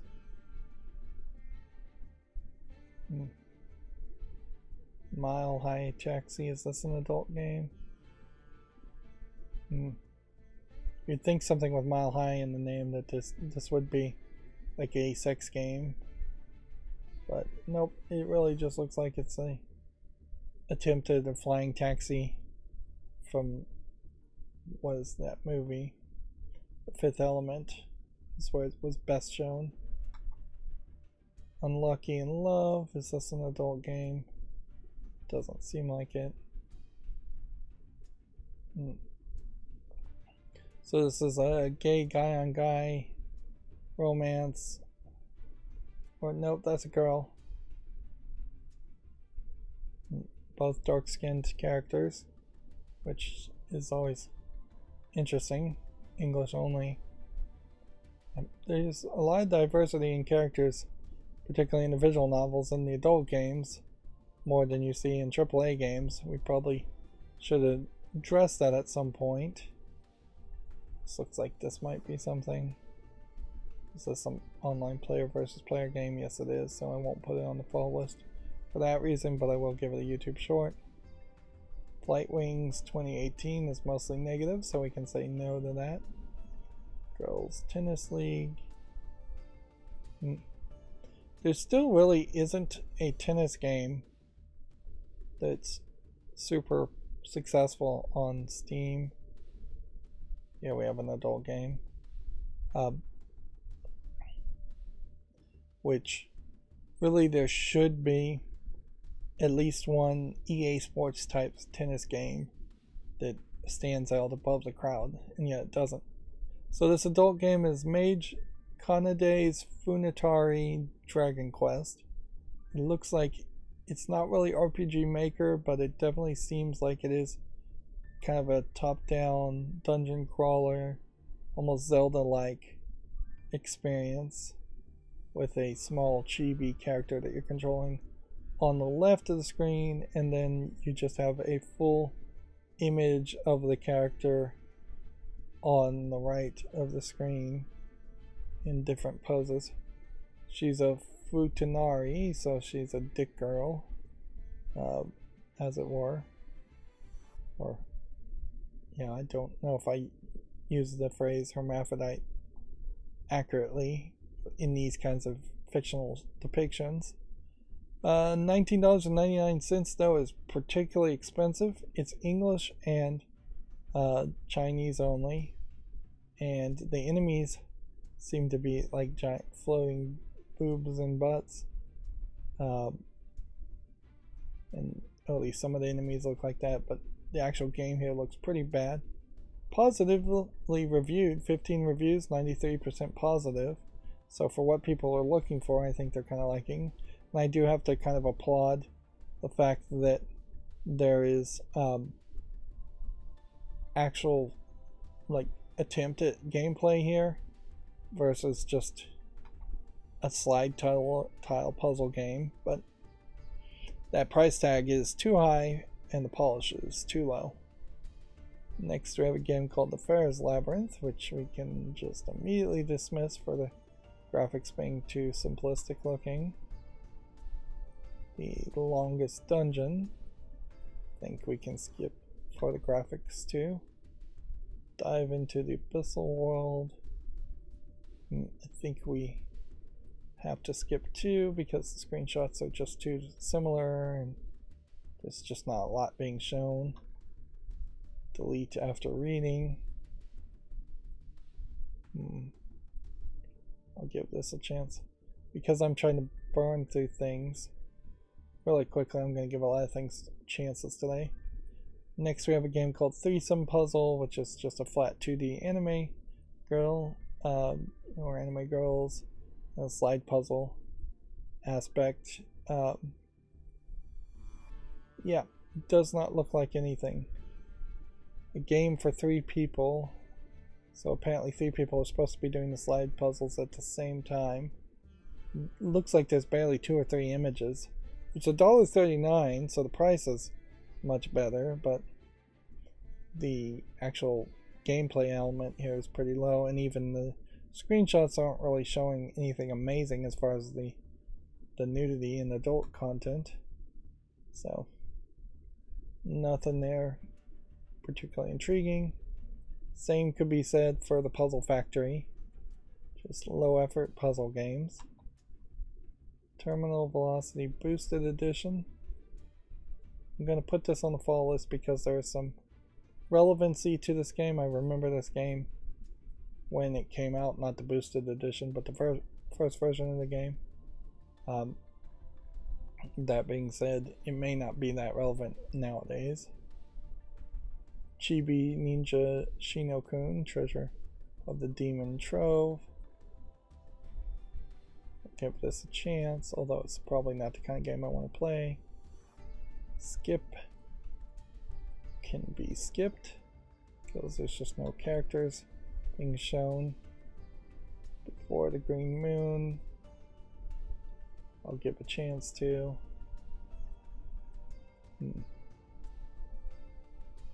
Spin Rhythm XD. XD as a phrase was, I think, used a lot more in previous years, and I'm not sure I ever really figured out what it means as far as just like shorthand. Animals. English language not supported, French only. Alright, well, I'm going to say no to it then. Hell of an Office. Give it a chance. I'm definitely going to end up adding and making YouTube shorts around too many games. Forest Cathedral looks like it might be something like the game The Witness. Although in all fairness, the only game like The Witness that has come out since The Witness was a joke game parodying The Witness. The Wreck.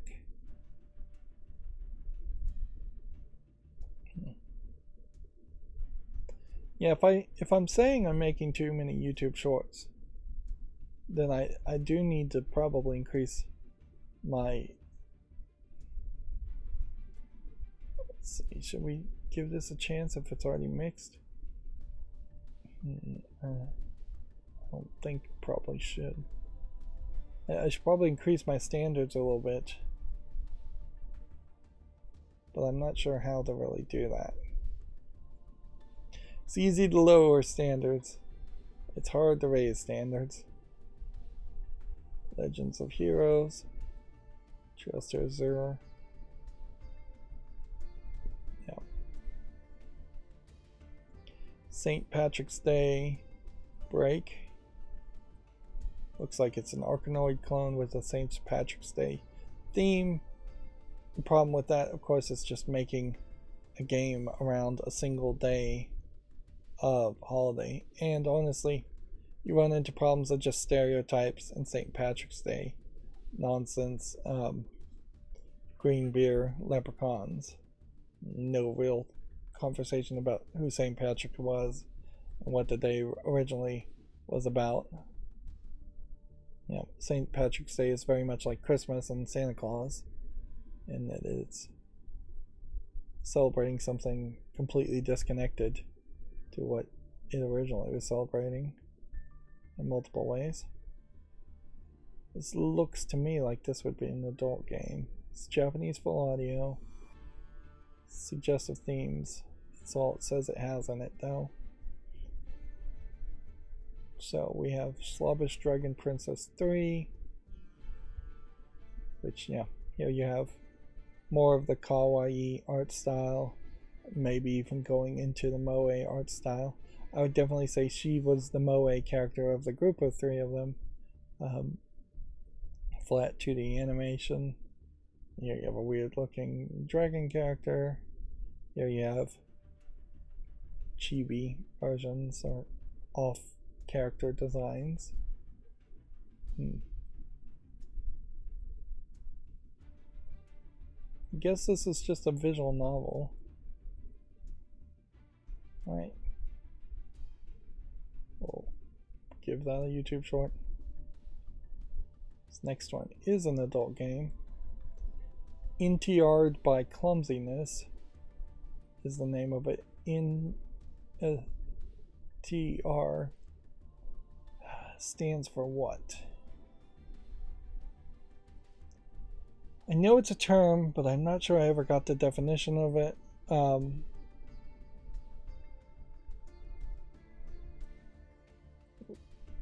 So let me just describe what I see in the game. I guess as far as screenshots, you have this big-breasted, pink-haired 2D anime girl. She's probably a housewife. There's a screenshot of a knife.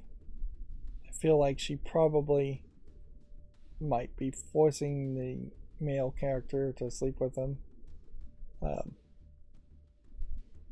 This is like the idea of a woman, I think, forcing the man into some kind of non-consensual situation. Okay, here they actually explain it. Good. We'll just come over here and now I can see. So it's lots of sexual content, accidental sex, which is an interesting category. Cheating, parentheses, NTR. So cheating is what NTR is. Maybe that's non-traditional relationship or non-traditional romance. Maybe that's what that stands for. Or it could be something completely different in Japanese. Non-consensual sex, mostly by accident, alcohol use, nudity, stupid excuses for sex, sexual innuendo. It says some of the scenes are not implemented yet, which means I guess the game is not finished.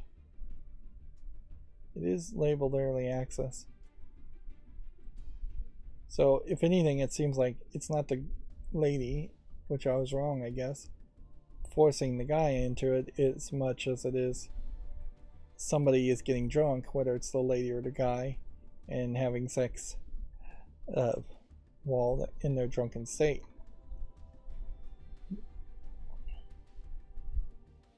Which at least that seems like a slightly different storyline. Mimi and Lisa Adventure for Children. This is yet another example of a different kind of art style here. It's like cardboard cutout. Feels a little French in its art style. Definitely looks different. We'll give it a chance. $2.99. English, Czech, and Slavic. So not French. Okay. Here we have some kind of low effort zombie survival game from the looks of it. Let's see.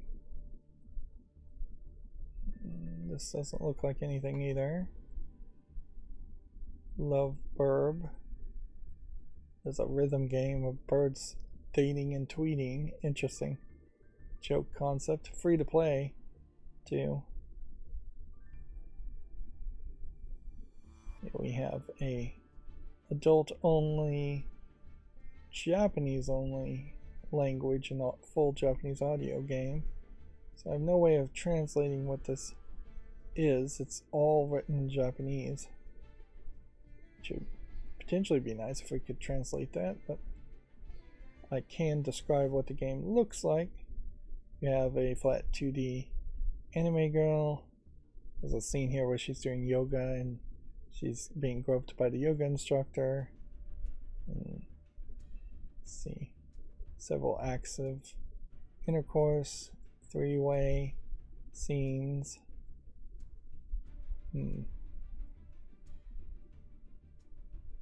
So yeah, not much description I can say here.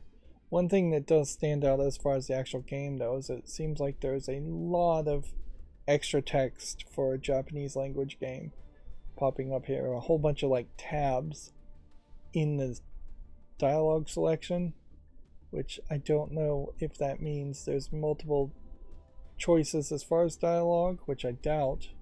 If there's just something worse. The game is,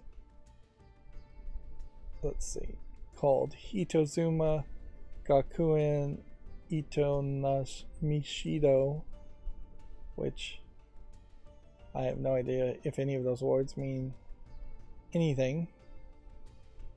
Yeah, the entire description there. It doesn't look particularly polished, but I am somewhat interested in seeing more Japanese only adult games come to Steam in particular. At some point BDSM I guess is involved. That would be about the only thing I could take from that. Deck of the Dead. We'll give it a chance. Just trying to burn through all this really quickly. Yeah, undoubtedly I could save time by not looking at the adult games.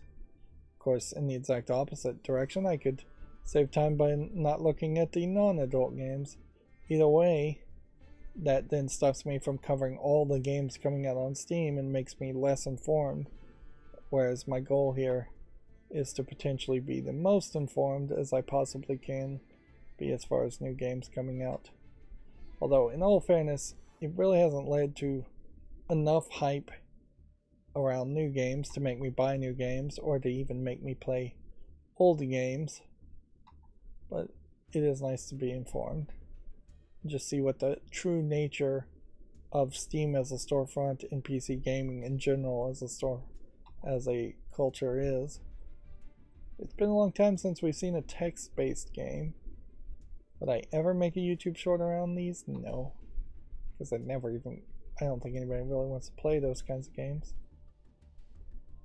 This looks like this might be something.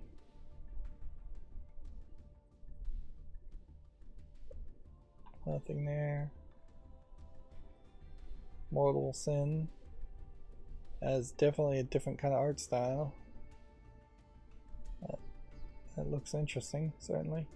In motion, I imagine this looks even better than it does in stills.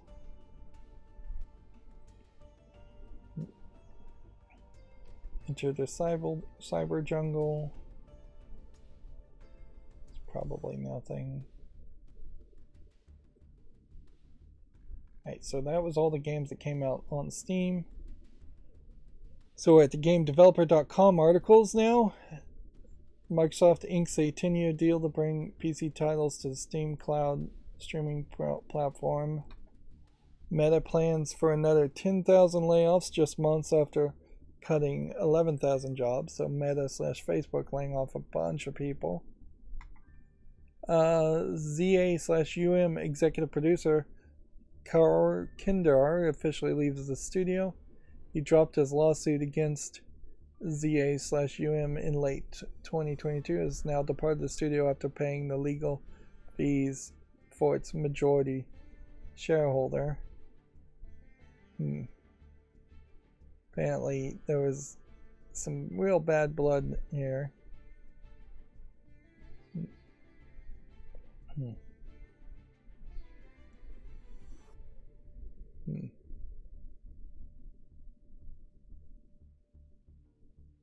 At the time, he sued Campus for being fired and sought damages against both him and fellow Disco Elysium executive producer.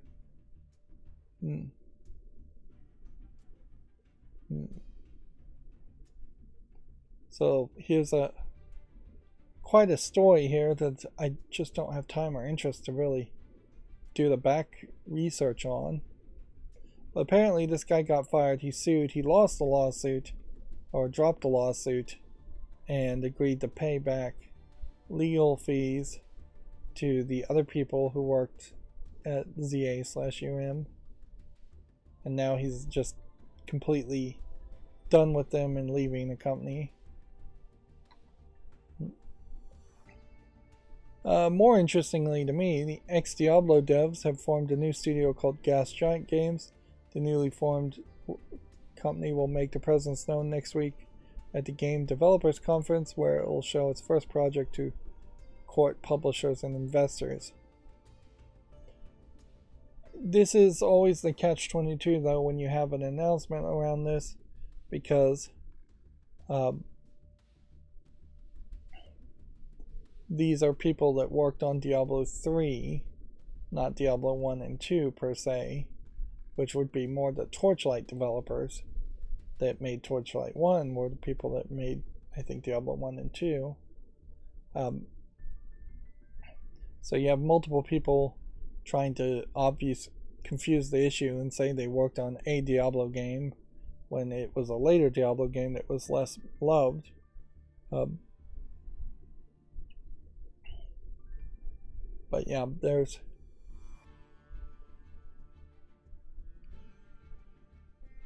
there's probably not as good of a chance that this Gas Giant Games is going to make a new Diablo 1 or Diablo 2 or even Diablo 3 like game that catches people's attention. There's a higher chance it's going to be something like Callisto Protocol that people get really hyped on and it turns out to be not very polished. Moving on, Second Life is coming to mobile nearly 20 years after launch. This is interesting in that they've picked this image as Second Life, because I'm fairly certain Second Life, unless I'm thinking of a completely different game, is heavy into adult content as people are role-playing. That's pretty much, I thought, all Second Life really was.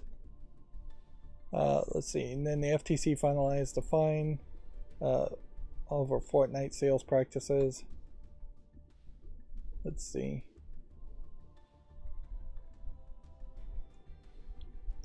We already talked about this story, so I don't want to even bother to read the headline. I'm so tired of the Activision Blizzard stories.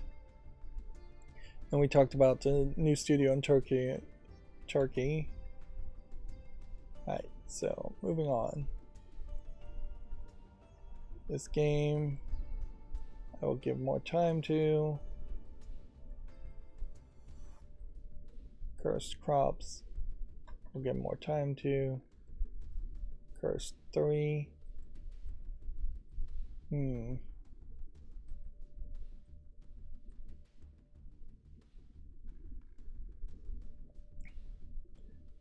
This is like a free-to-play game. So you know what, I'm just going to add it to the wish list and not particularly try and figure out Like all of these are free to play, so we'll just go ahead and add that to the wish list and add that to the wish list. Each of these cursed games look fine. At what point would I cover all of these games if they're all free from a developer who's been publishing games every couple of months?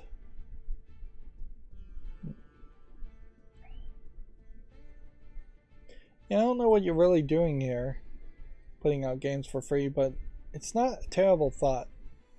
I'd rather see this than a low effort asset flip game, and I'd rather see it free to play. Maybe this is a developer and publisher that's trying to build up their name and build up their talent. We can see Cursed 1 here is arguably not widescreen. The animation has really not improved by much, but maybe a little bit by the time they got to Cursed 3. But yeah, this is a much better way to build up a portfolio though, and potentially have a company 10 years from now, if you can wait 10 years, that actually sells. Let's see, Cupid's Kiss here.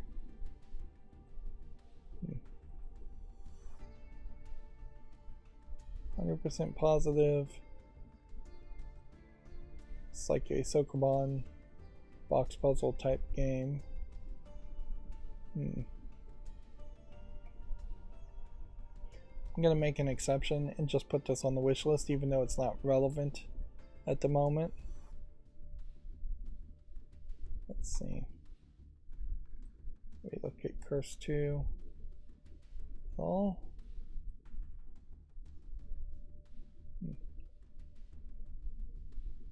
Well, Curse 2 was already on the fault list, so I had like all the games on the fault list. Curse 1, Curse 2.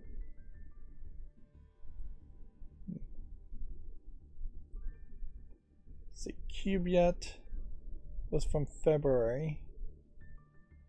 Is this a VR game? No, it's just a 3D Tetris type game. I think we can say no to this just because it's way too irrelevant. Not even a single review.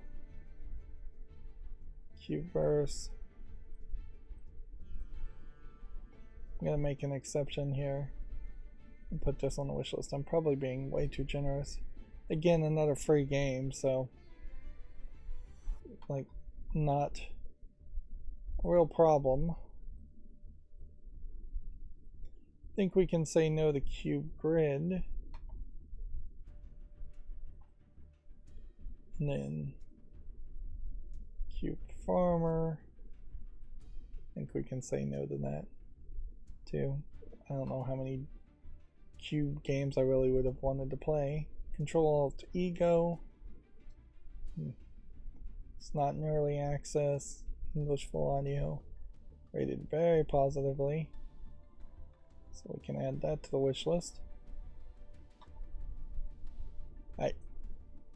And so with that, that's going to be it for this stream. I'm not going to bother to try to look up my Twitter feed and see if there's any new news. We'll talk about that on Friday. And we don't have a Duel Live or anything else to do. So it's been a rough one, certainly. A long one. I guess longer than rough. But yeah, that's going to be it for the stream. As always, I ask you to like, share, subscribe, comment, and watch every second of my videos. If you want to friend or follow me on any social media sites, there's a whole bunch of links down below. And if you want to support me further, there's a link to Patreon, or you can friend me on Steam and get me a game off my wishlist. Thank you for watching. Have a good evening.